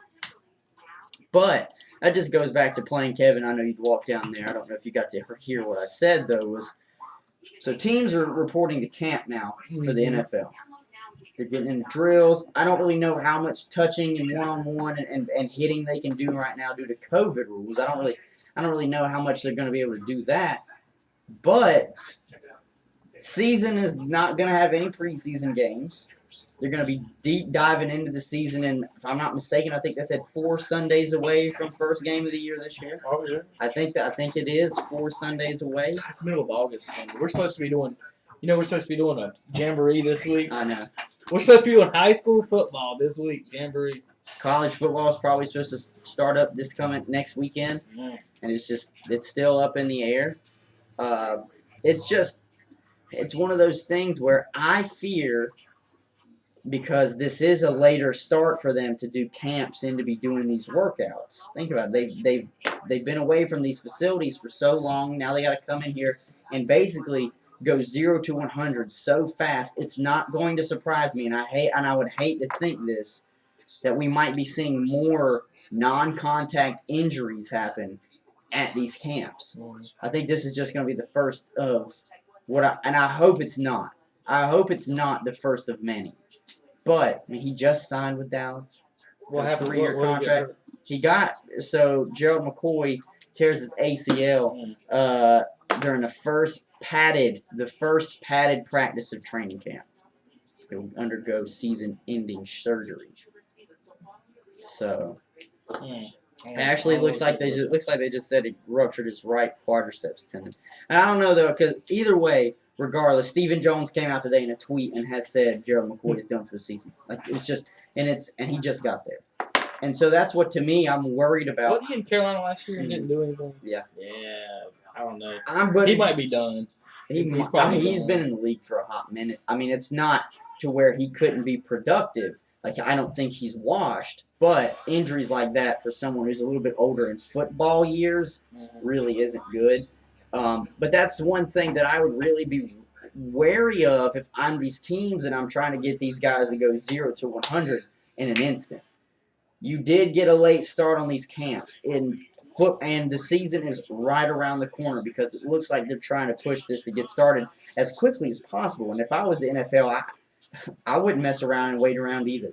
I think that would be the best possible thing. But these players' bodies might not just be ready for this. Because think about it. What I had said was a lot of these guys, yeah, they have off-season programs. That they probably do. When the season's over, they're going to give themselves maybe a month or two to relax. They're going to have their off-season. September 10th, first game. Yeah, that's what I'm saying. We're only a few weekends away. It's weird, but I don't know about these off-season programs because if you think about it, how much work have they really been able to do? This off-season, most people have been told to stay at home. Tackling's going to be horrible. Oh, it's going to be bad. It's going to be bad, but I fear the injuries are going to happen. They put the logos in here. They got Washington's in here. Do they? It's a red, yellow. Oh, a red W. A yellow W. A yellow W. I was about to say, yeah, it's Washington football red, team. yeah. Y'all almost look like the Rams down there. With the big, Do you know what we look? Do you know what we look like? Seriously, because of how we're doing our helmets. Alabama. Yeah. And who do we have a lot of players from? Alabama. Especially on the defensive side of the ball. The worst color in the world. What? Denver's losing. Like, they were up 8. Like, every time I turn away from the TV, something completely different happens. Some team goes on a 10-0 run. Like, I literally walked down the hall, they were up 8. Now they're down 5. Look at that. Jokic throws a hook shot with his left hand. Lefty over Gobert. And he looks so unathletic when he does it too. He looks goofy, but he is Utah can't damn sustain that. good. Really. No, I don't think they can either. But so that was just how I was feeling. My initial thoughts, because that was one of the first. I'm not gonna say star, but he was one of the big name players. First day in pads, and he gets injured. I think that's something that might be a precedent to watch for maybe the first 2 weeks, because what do people usually say? Oh, they hate the preseason games because people get hurt. Well, there are no more preseason games right now, so it's just going to happen.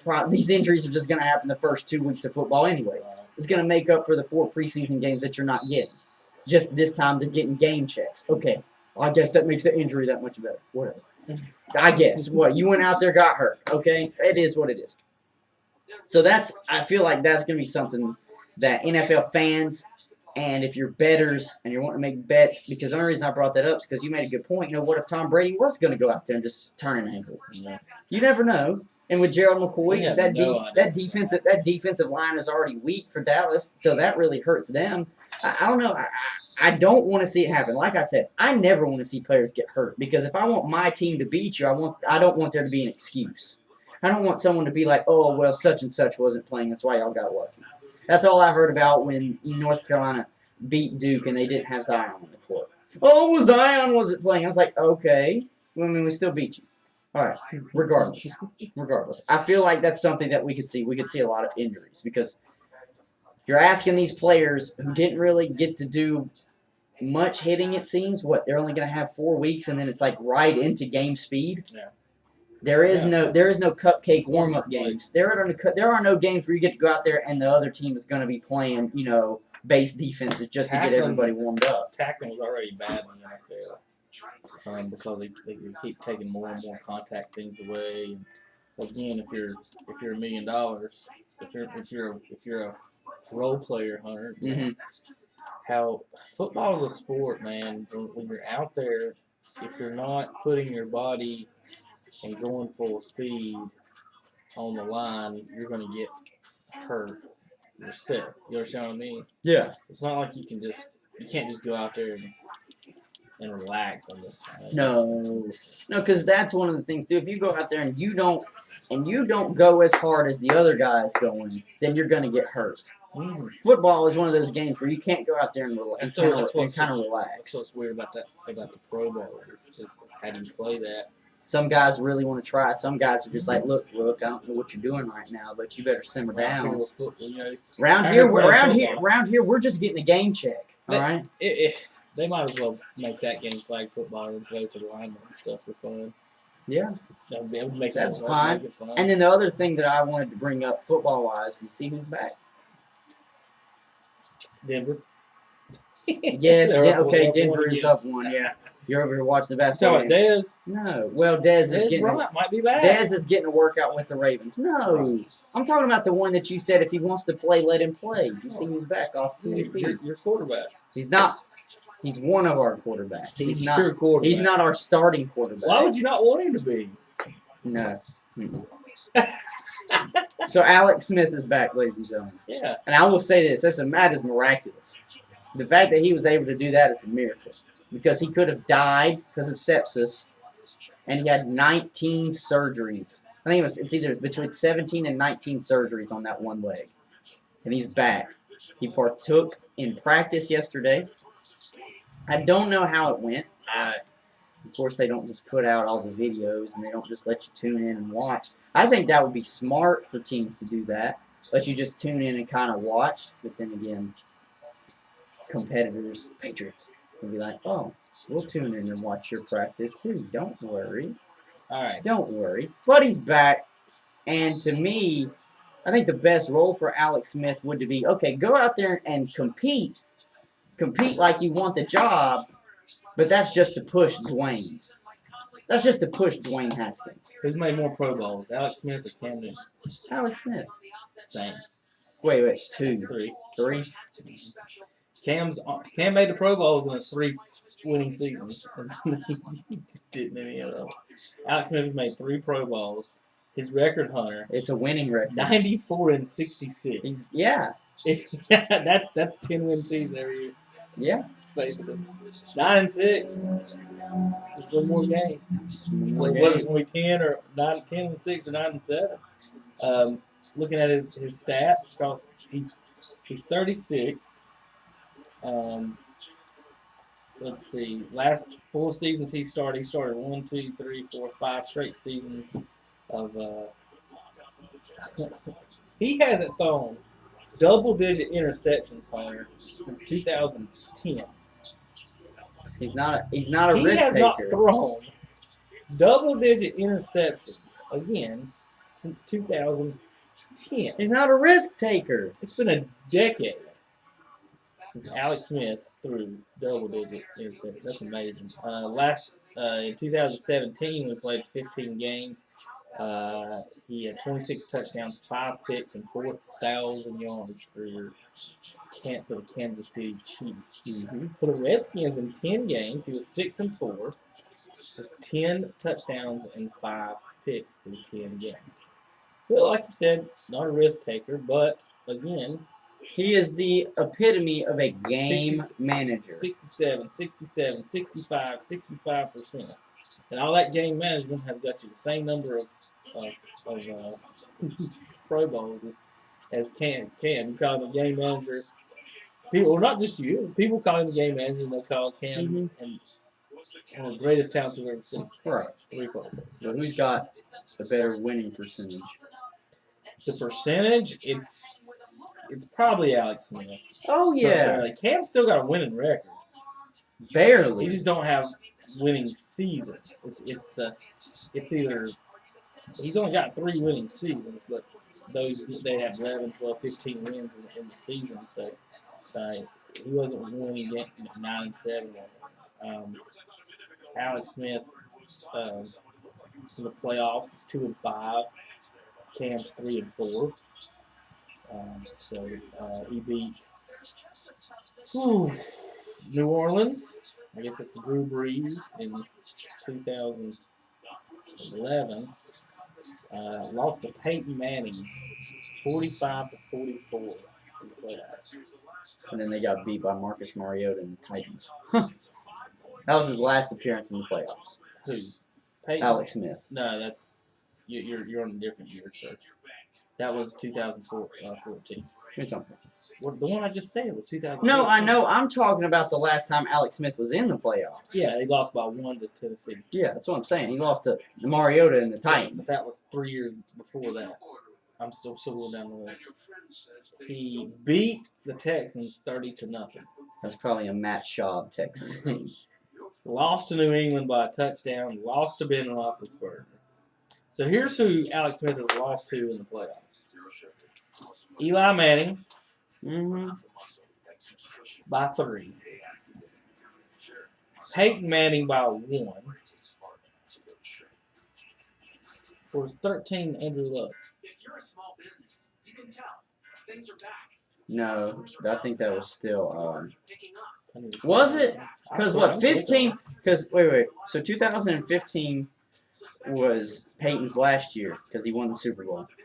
And that's when they played. It was Luck. It was Andy? Or Andrew? It was Luck. So he lost to Eli by 3, lost to Luck by 1, lost to Brady by a touchdown, and lost to Roethlisberger by 12. So in Alex Smith's losses, It got worse every time. 2 Super Bowls, none from Andrew Luck, 6 from Brady, that's 8 Super Bowls, and 2 from Roethlisberger. He lost to 10 Super Bowl champions in his playoff. 10-time Super Bowl champions. He lost by 1 point to Marcus Mariota and 1 point to Andrew Luck, his other losses. So his 3 losses were the Super Bowl champions of the past 15 years, and then he lost by 1 point to Andrew Luck and 1 point to Mariota and the Titans last year. Or 2 years ago. That's wild. I don't know. All right. You don't know why you would want Cam's 68 and 55. Alex Smith overall, what was it, 90-something, 66? 94 to 66. So Cam, to tie Alex Smith, needs to go 26 and 11 in his next 37 starts. I don't think he can do that. Only losing 11 games. Cam Newton in his next 37 starts needs to go 26 and 11 to tie Alex Smith. He can only lose 5-6 games in the next 2 seasons. I did see a number. I did. It was on the TV, so I didn't have time to take the picture or write it down. But Dak Prescott has a losing record against winning teams. Yes, we know An that. actual losing record. Yes. He's got a winning record against everybody else. Right. That's why a lot It's of like us. 10 and 15 against winning teams. That's why a lot of us are like, he doesn't deserve the big contract. Does he deserve a contract? Probably. Yeah. That big? No. What Patrick Mahomes has done, if he, listen, just think about that. Even if he just doubled what he's done, that would be 2 Super Bowls in 6 years and an MVP, and 2 MVPs. Because what he's done so far is an MVP, Super Bowl, and not to mention Super Bowl MVP in his first 3 seasons. If all you did was double that, 2 Super Bowls, 2 MVPs, and 2 Super Bowl MVPs in only 6 years, take it. Oh, shoot, I'd take that in a heartbeat. Against teams with winning records, he has 2 wins in 8 games, huh? 2 and 6. Against teams with 500 or worse records, Prescott has 6 wins in 8 games. Against teams with winning records, okay, that's. Ooh. This was last year, right? Make sure I get this. Make sure you get that correct. Yeah. For his career, Prescott has a 433 win percentage. I'm not sure. I don't know. But a lot of us can agree he doesn't deserve that Patrick Mahomes. I don't think any quarterback will. Except maybe if Trevor Lawrence comes out and is in fact better than Patrick Mahomes. But what I've seen, there's no way. And the reason why is because the Kansas City Chiefs got lucky that they took a chance on Patrick Mahomes. Moved up and drafted him. Nobody in front of them decided to pick him. Where do you think Trevor Lawrence is going to go? Probably Jacksonville. Probably one of these teams that don't have nearly the offensive firepower or the head coach genius that Andy Reid has for the Chiefs. So you could possibly say, pure quarterback-wise, Trevor Lawrence could be better. If you want to talk about situation and quarterback talent, Yeah. I don't think anybody else has got a better one than what Patrick Mahomes has. Dallas last year was 1-6 against playoff teams. Look at that. Horrid. Horrid. It's hard to find all the exact stats because every time you type something in, I get like 7 different articles about it. Yeah, because they always want to bring in different things, and I don't know. All I can tell you is he's not deserving of a contract. No. What about this one? What about this story right here? Yeah. Senior quarterback for LSU, Kerry Vincent Jr. is opting out in the 2020 season. Have you heard of that guy before? Yeah. Oh, Cornerback, not quarterback. Cornerback. The cornerback. Projected starter. I mean, I don't know. You're still playing. Does it say where he's projected to be drafted? No, I haven't Does seen. it say? I haven't. Caleb Farley was a first-round projection. Was the reason that he was not. I have not seen exactly where he has possibly going to go. But shouldn't the teams in the spring be better than teams in the fall? They got 6 extra months of weightlifting. Yeah, but they're only going to be And able to compete. practice. They're only going to be competing against themselves. And practice. I don't know. It's strange because, I mean, you still get to play, but it's not going to be surprising though to me because what did he think he was going to be playing for this year? He was probably prepared to play for a national championship. Right. They say you're not going to play for a national championship. A lot of guys that are pros that would have a chance to right now. They're going to go, and that's why, as of what was it, Saturday, when we still had not heard, or as of Saturday, Trevor Lawrence is still planning to play the college football season, and I'm sitting here saying, but why? What an idiot. Exactly, and usually I'm all for kids that want to play. Like if you I want ain't to play, calling go an idiot, ahead. that's not a good quarterback decision. Can I say that? Well, think about this though, because you always bring it up. If you are a running back, would you play at all? No. Yeah, like if you had the opportunity to be possibly a first or second round draft pick at a running back, would you even play? If I had an opportunity to play at all in the NFL, I wouldn't play because here's why. The running back position, they give you 200 carries a year in high school and college. So every time you don't play, you save 200 carries. And think about this, Hunter. The guys that get paid in the NFL, McCaffrey and Zeke, they were drafted in the first round, but the teams had to pretty much rip up their contracts after 2 years and go off the rookie deal. They didn't play out their contract. No. So to me, and a lot of guys, Hunter, even if you're a running back, go. Every opportunity. Think about how many times you're playing fantasy football and the starter you picked that year got hurt. How many times you pick in fantasy football when some guy in your league picks up a third or fourth string guy off the streets and then that dude goes off. Yeah. So I'm not saying don't take like if you're a stud running back, take them high in the draft. What I'm saying is that if you can play, if you can. What the Jokers say in The Dark Knight, don't ever do anything you're good at for free. So if you can pay to get paid to running back, you can get paid to throw a football. I don't see why. I don't see a reason. Especially this year, you're not playing for the good old national championship. And then another reason, one of the teams, I think Scott Frost was talking about, and he said that we'll play anybody anywhere. And one of the coaches was talking about, these kids want to play this for the love of the game. And I'm like, no. I would bet, because the one that got me was when they said they would play without fans.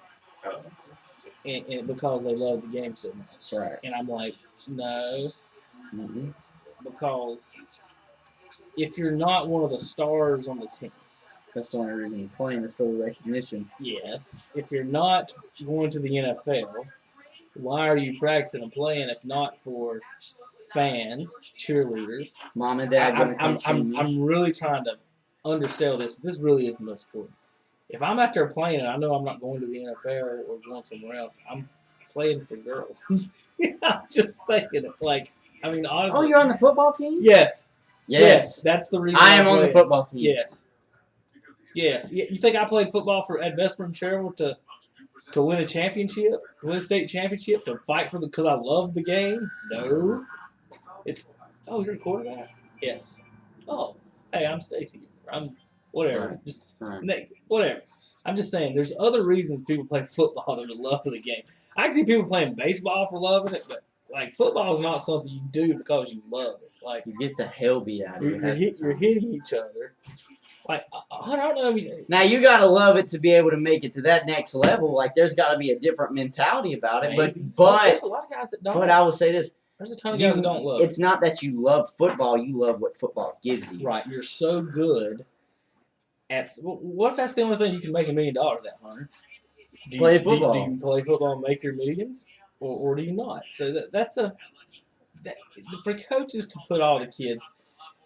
Into that. The guy that's 85th on the roster isn't there because he loves to play football. He could sit in the stands and watch the same thing you're watching. Think about it. The practice players, honey. Mhm. You're not out there wearing that jersey on the sideline just to say you're on the team. You're wearing that jersey on the sideline so a girl in the stands will see you on the team. You're not playing. I'm trying. You're not dressed. All you're doing is wearing the jersey. Right. And if the camera was ever turned on you, Right. it was going to be showing you looking up in the stands, waving at probably some girl that's like, I'm just saying, there's guys playing for different reasons. I know. Love Yeah, the there might be guys that do it for the love of the game. At this point, you seriously can look and say, well, that's the only reason that Tom Brady is playing. Because what else does he have? What else does he need, if you think about it? Say, you could look at Drew Brees, say the same thing. He's playing, one, because I think he wants to get another championship for his legacy. But two, at his age, 40, I mean, at this point, you're just playing because you love it. But when you initially get into it, you mean to tell, like, these rookies and all the guys, the colleges, like, they're just playing because they love the game. No, they are playing, they might love it, but it's more of they love what it gives them. Listen, Drew Brees is so accurate, such a good thrower of the football. He's having fun out there, Hunter. Trust me, when you're throwing the ball and you're on fire and people catch, it's fun. Mm-hmm. And unless you're getting smoked and hit really hard, Right. it's fun to do that. And they get so protected now. Yeah, I think that's fun. Brady's having fun. He's got his grunt. Him and they want to prove they don't have to have Belichick. Yeah. So that's their proof. I think Brady's trying to. Not Brady, but Breeze is trying to solidify himself. Think about Hunter. He doesn't have any. Doesn't have MVP. One Super Bowl. Has got all the passing records about, and he gets no respect. And I don't know how. Like, people for years, Hunter, for 25 years, put Dan Marino on these boards, and then He's for no Breeze to Super come in Bowl. here and beat his records and win the Super Bowl. I don't get it. I just really don't. Why he doesn't get that? But yeah, the playing for fun thing is it's different. I'll for everybody. say this too about this coming NFL season, as Utah still leads I know. Denver, and it's crazy. Utah up 93-89. That honestly is shocking me. It's not shocking me. Look, who's got 0 minutes. This isn't hard, Hunter. I'm telling you, they just. This isn't hard to figure out. But what Because is Denver has no business losing to them with a ball play. It's just that's what I'm saying. That's why when I told you, I said they just don't look good. I don't quite understand what's wrong. I don't understand. It's like they took their foot off the gas pedal. I don't know. They thought it was going to be a cakewalk because Mike Conley wasn't going to be there. Denver, you trying to go 5 games? You could have swept this. Ingles and Mitchell combined for 50. Oof, but that ain't always going to happen. Gobert- Donovan's going to get you something. Gobert 15, Clarkson 14. They're showing up and That's playing. 7 minutes to play. They're showing up and playing. There's Grant hitting a 3. But That going back. was a lot better than the finger roll. Look at that. Look at that. Now it's a 1-point game. Going back to what I was saying, though, football-wise, I'm going to say this, though. This is going to be the worst season for rookies. They're not going to have any time, really, to adjust to a learning curve at all. Camp just started, and you're 4 weeks away from the start of the season. You don't even get one preseason game to go out there and see a live game. Can you imagine how Tua and Joe Burrow are going to look when they're thrown to the fire?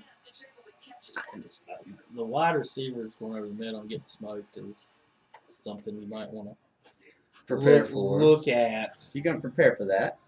Those rookies are going to leave their receivers out to dry some because the timing might not be there a little bit. We'll see how many times they get their ass chewed out. Oh, my wife saw a picture or video of Tua walking and said he's hurt. Just because of how he has a limp almost, it looks like. She said, "What?" She said, "What's hurt?" I said, "His hip." She goes, "Yep." I mean, she saw. They showed the video of him walking in. Like, she just saw it out of the corner of her eye. And she's like, "That guy's hurt." My wife knows nothing about him. Knows nothing about The injury. the injury or injuries in general, other than that dude's walking funny. And she just he saw, walks like. yeah, it's a hip injury. So they drafted a 6-foot tall kid with a hip injury, a lefty. You know how football coaches hate lefties. Listen, I've said from the beginning, I think Joe Burrow will have a better career than him. I don't think Joe Burrow will have a better rookie season than him, though. But that's because it comes down to what we say about these quarterbacks all the time. It's where'd you go? Cincinnati was horrible last year.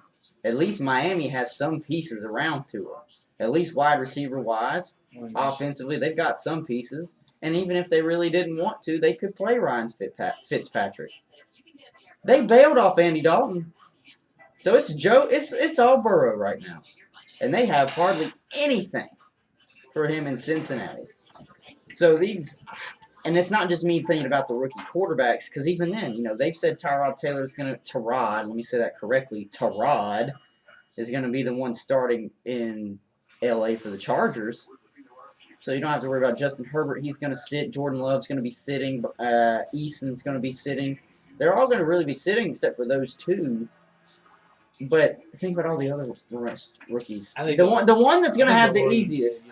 You think Herbert plays? Probably. The ones that are going to have the easiest transition to the NFL are running backs. That's going to be the easiest one. The wide receivers. 5-1 or 6-0 with Taylor.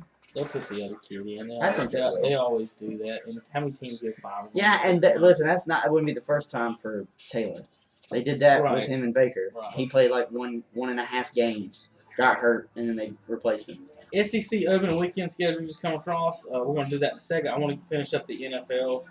Yeah. This is week 1, September 10th. September 10th, ladies and gentlemen. Week 1 of the NFL. We are close. I'm going to have you pick the games. Okay. And then mark down ones right while I'm saying it that you think will have a high ticket price. I want you to guess the 4 highest games once we get through. High ticket price? Yeah. Are some places allowing fans? All of them are in the NFL. Except for the first 10 rows. Because I heard the story today, first 10 rows at a lot of NFL stadiums will be sponsors. Yeah, they're trying to. I don't know the exact rules and separate. Jerry Jones says he plans to have fans at all his games. That don't surprise me at all. That's Jerry. He's got 110,000 people, too. Wonder if they'll have to keep the roof open. A rainy day. I'm saying, I'm just wondering if that's going to be an NFL rule that you guys with the roofs, you got to keep them open. Does Mercedes-Benz open? Does not the Superdome? No, the Superdome is not the Superdome. It's still Mercedes-Benz Stadium in Atlanta. Houston does. Atlanta's is a dome, but I don't know if it opens. It's Mercedes-Benz too.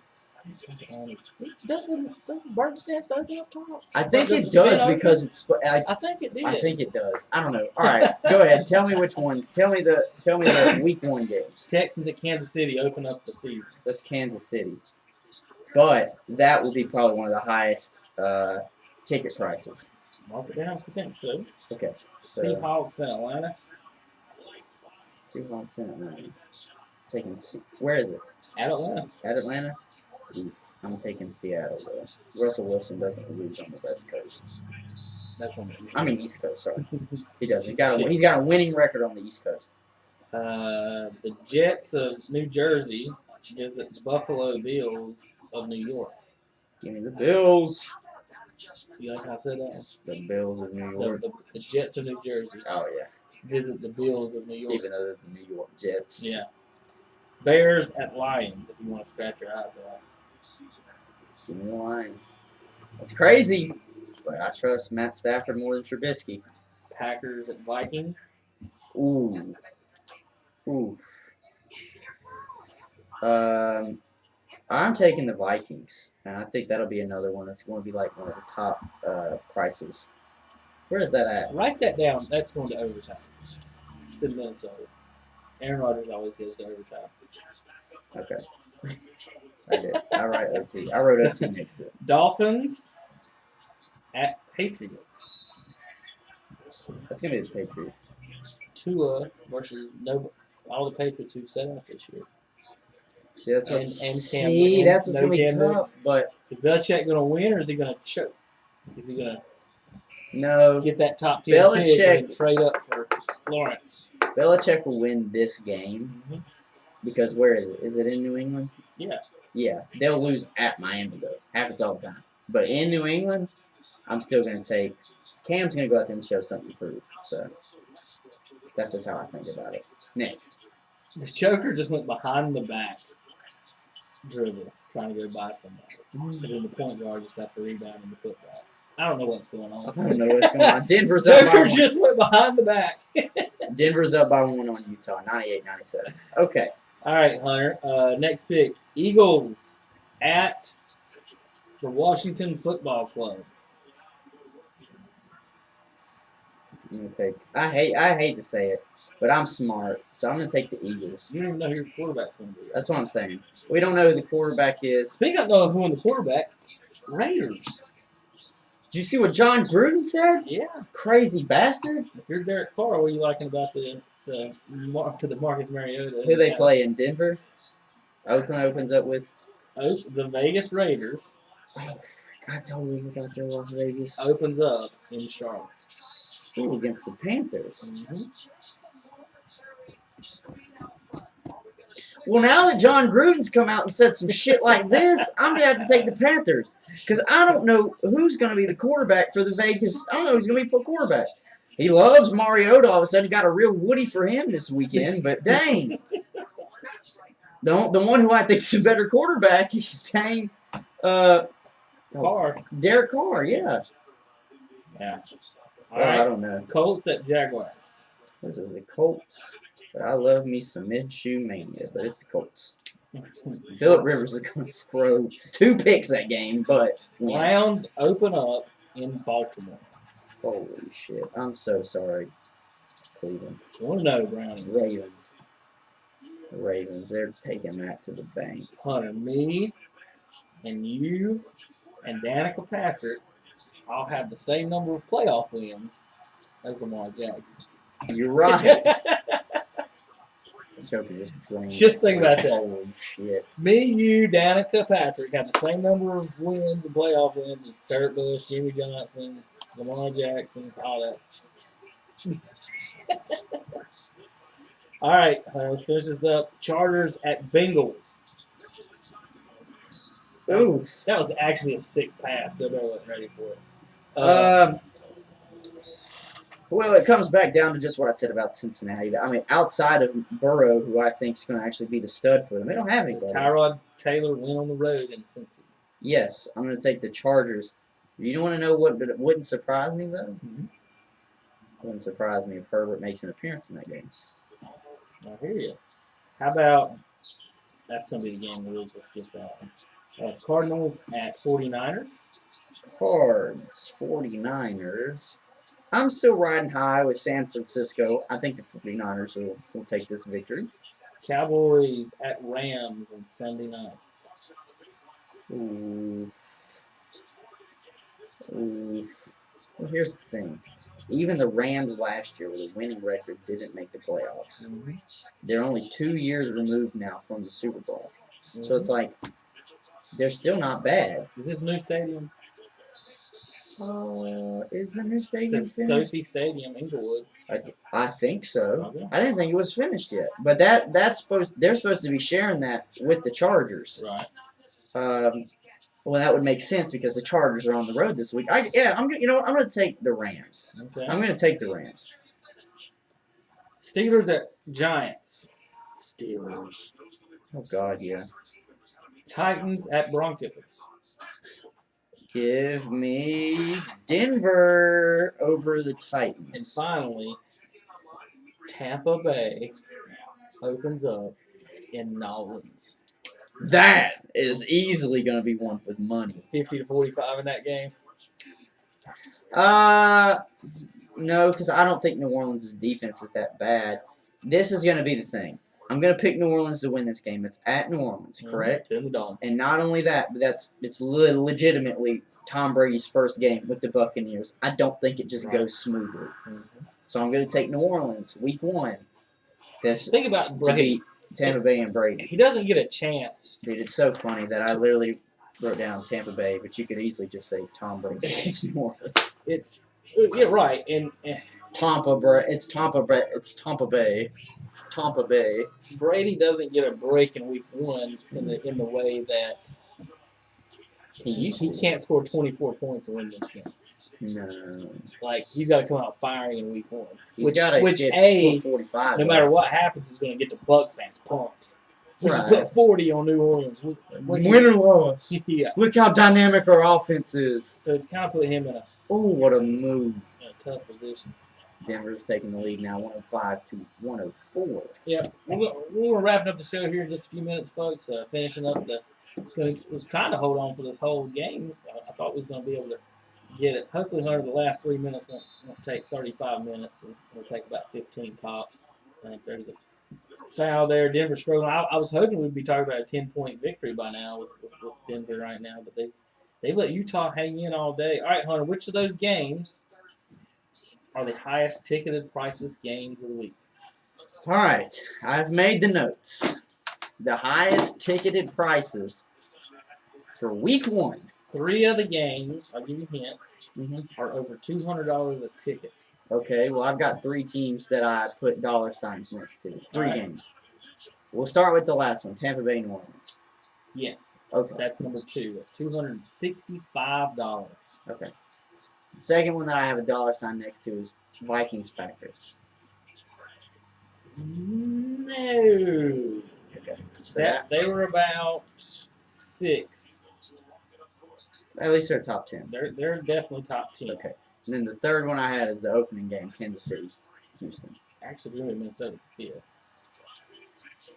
And who? Kansas City, Yeah, Houston. 212.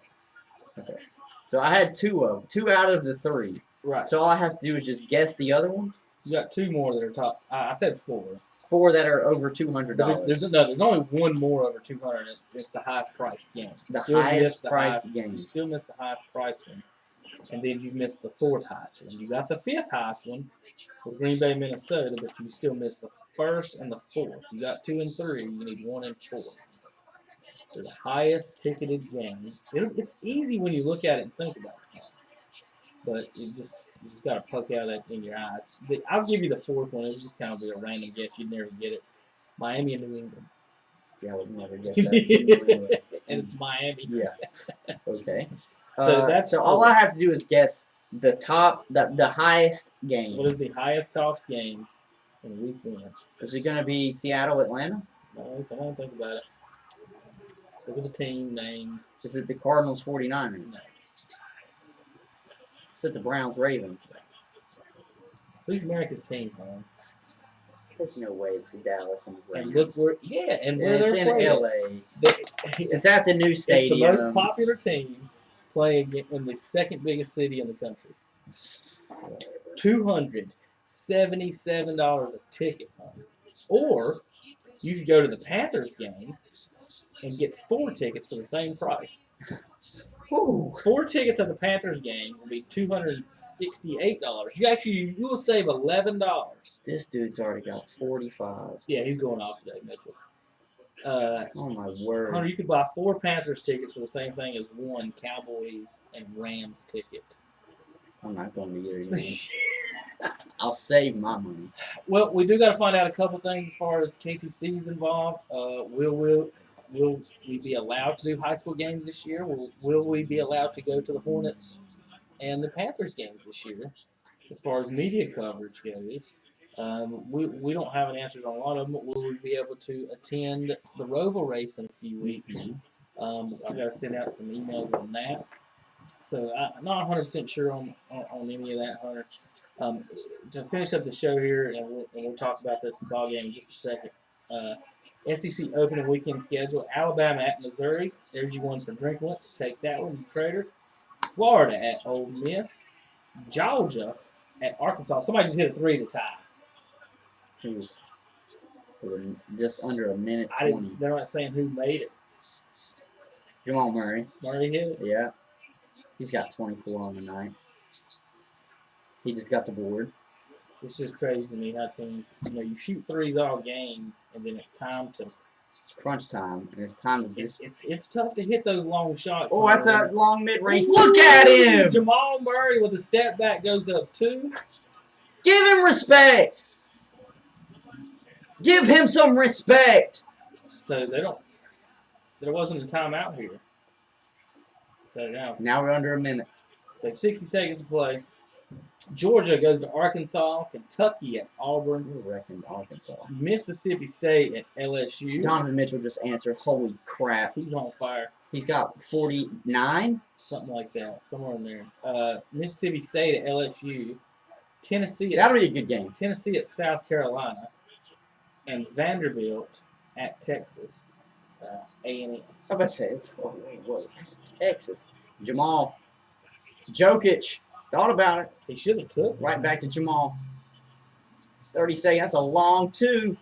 Oh, it's in and out. Rebound, Joker. And he got Swatted fouled. and fouled by Gobert. 26 and a half seconds left. Send him to the free throw line. So Gobert's arguing about the foul, but I'll tell you Gobert's spot on this. He's taller than Jokic.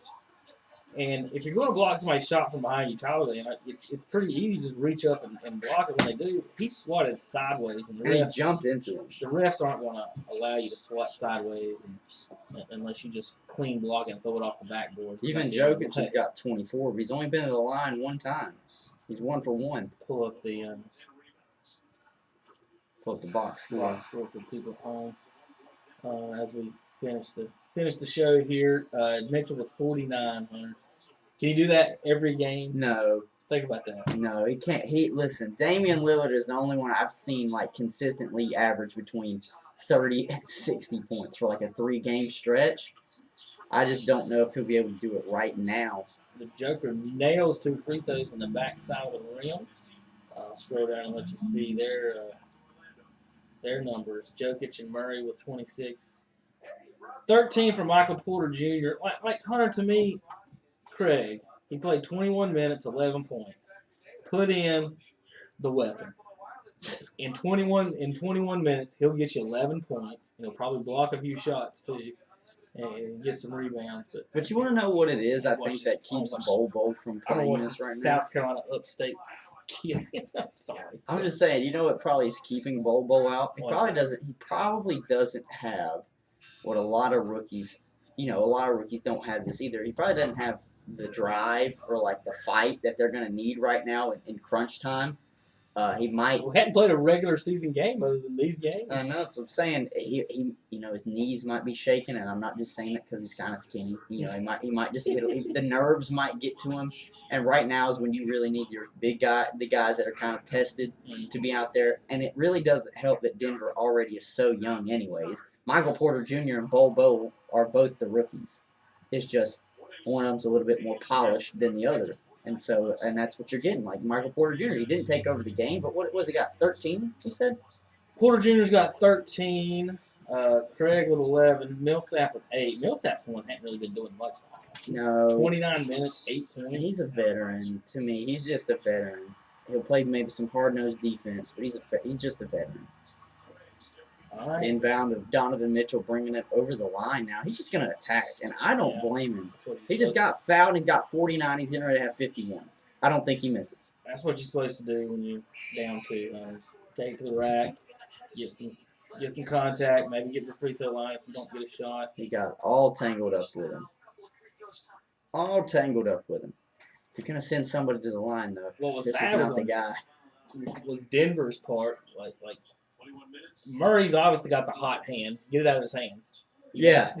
Double team, whatever you got to do, make one of the other guys do something with the basketball. And especially Hunter, when they threw it to him in the backcourt back there, I don't know 2 guys at him and make him throw it into the front court And foul a big man. Yeah, make Gobert do something. Yeah. Foul Oh, the honestly. hell out of him. Now you got a guy that's got 49 and he's 10 for 10 on the night from the free throw line. I mean, come on.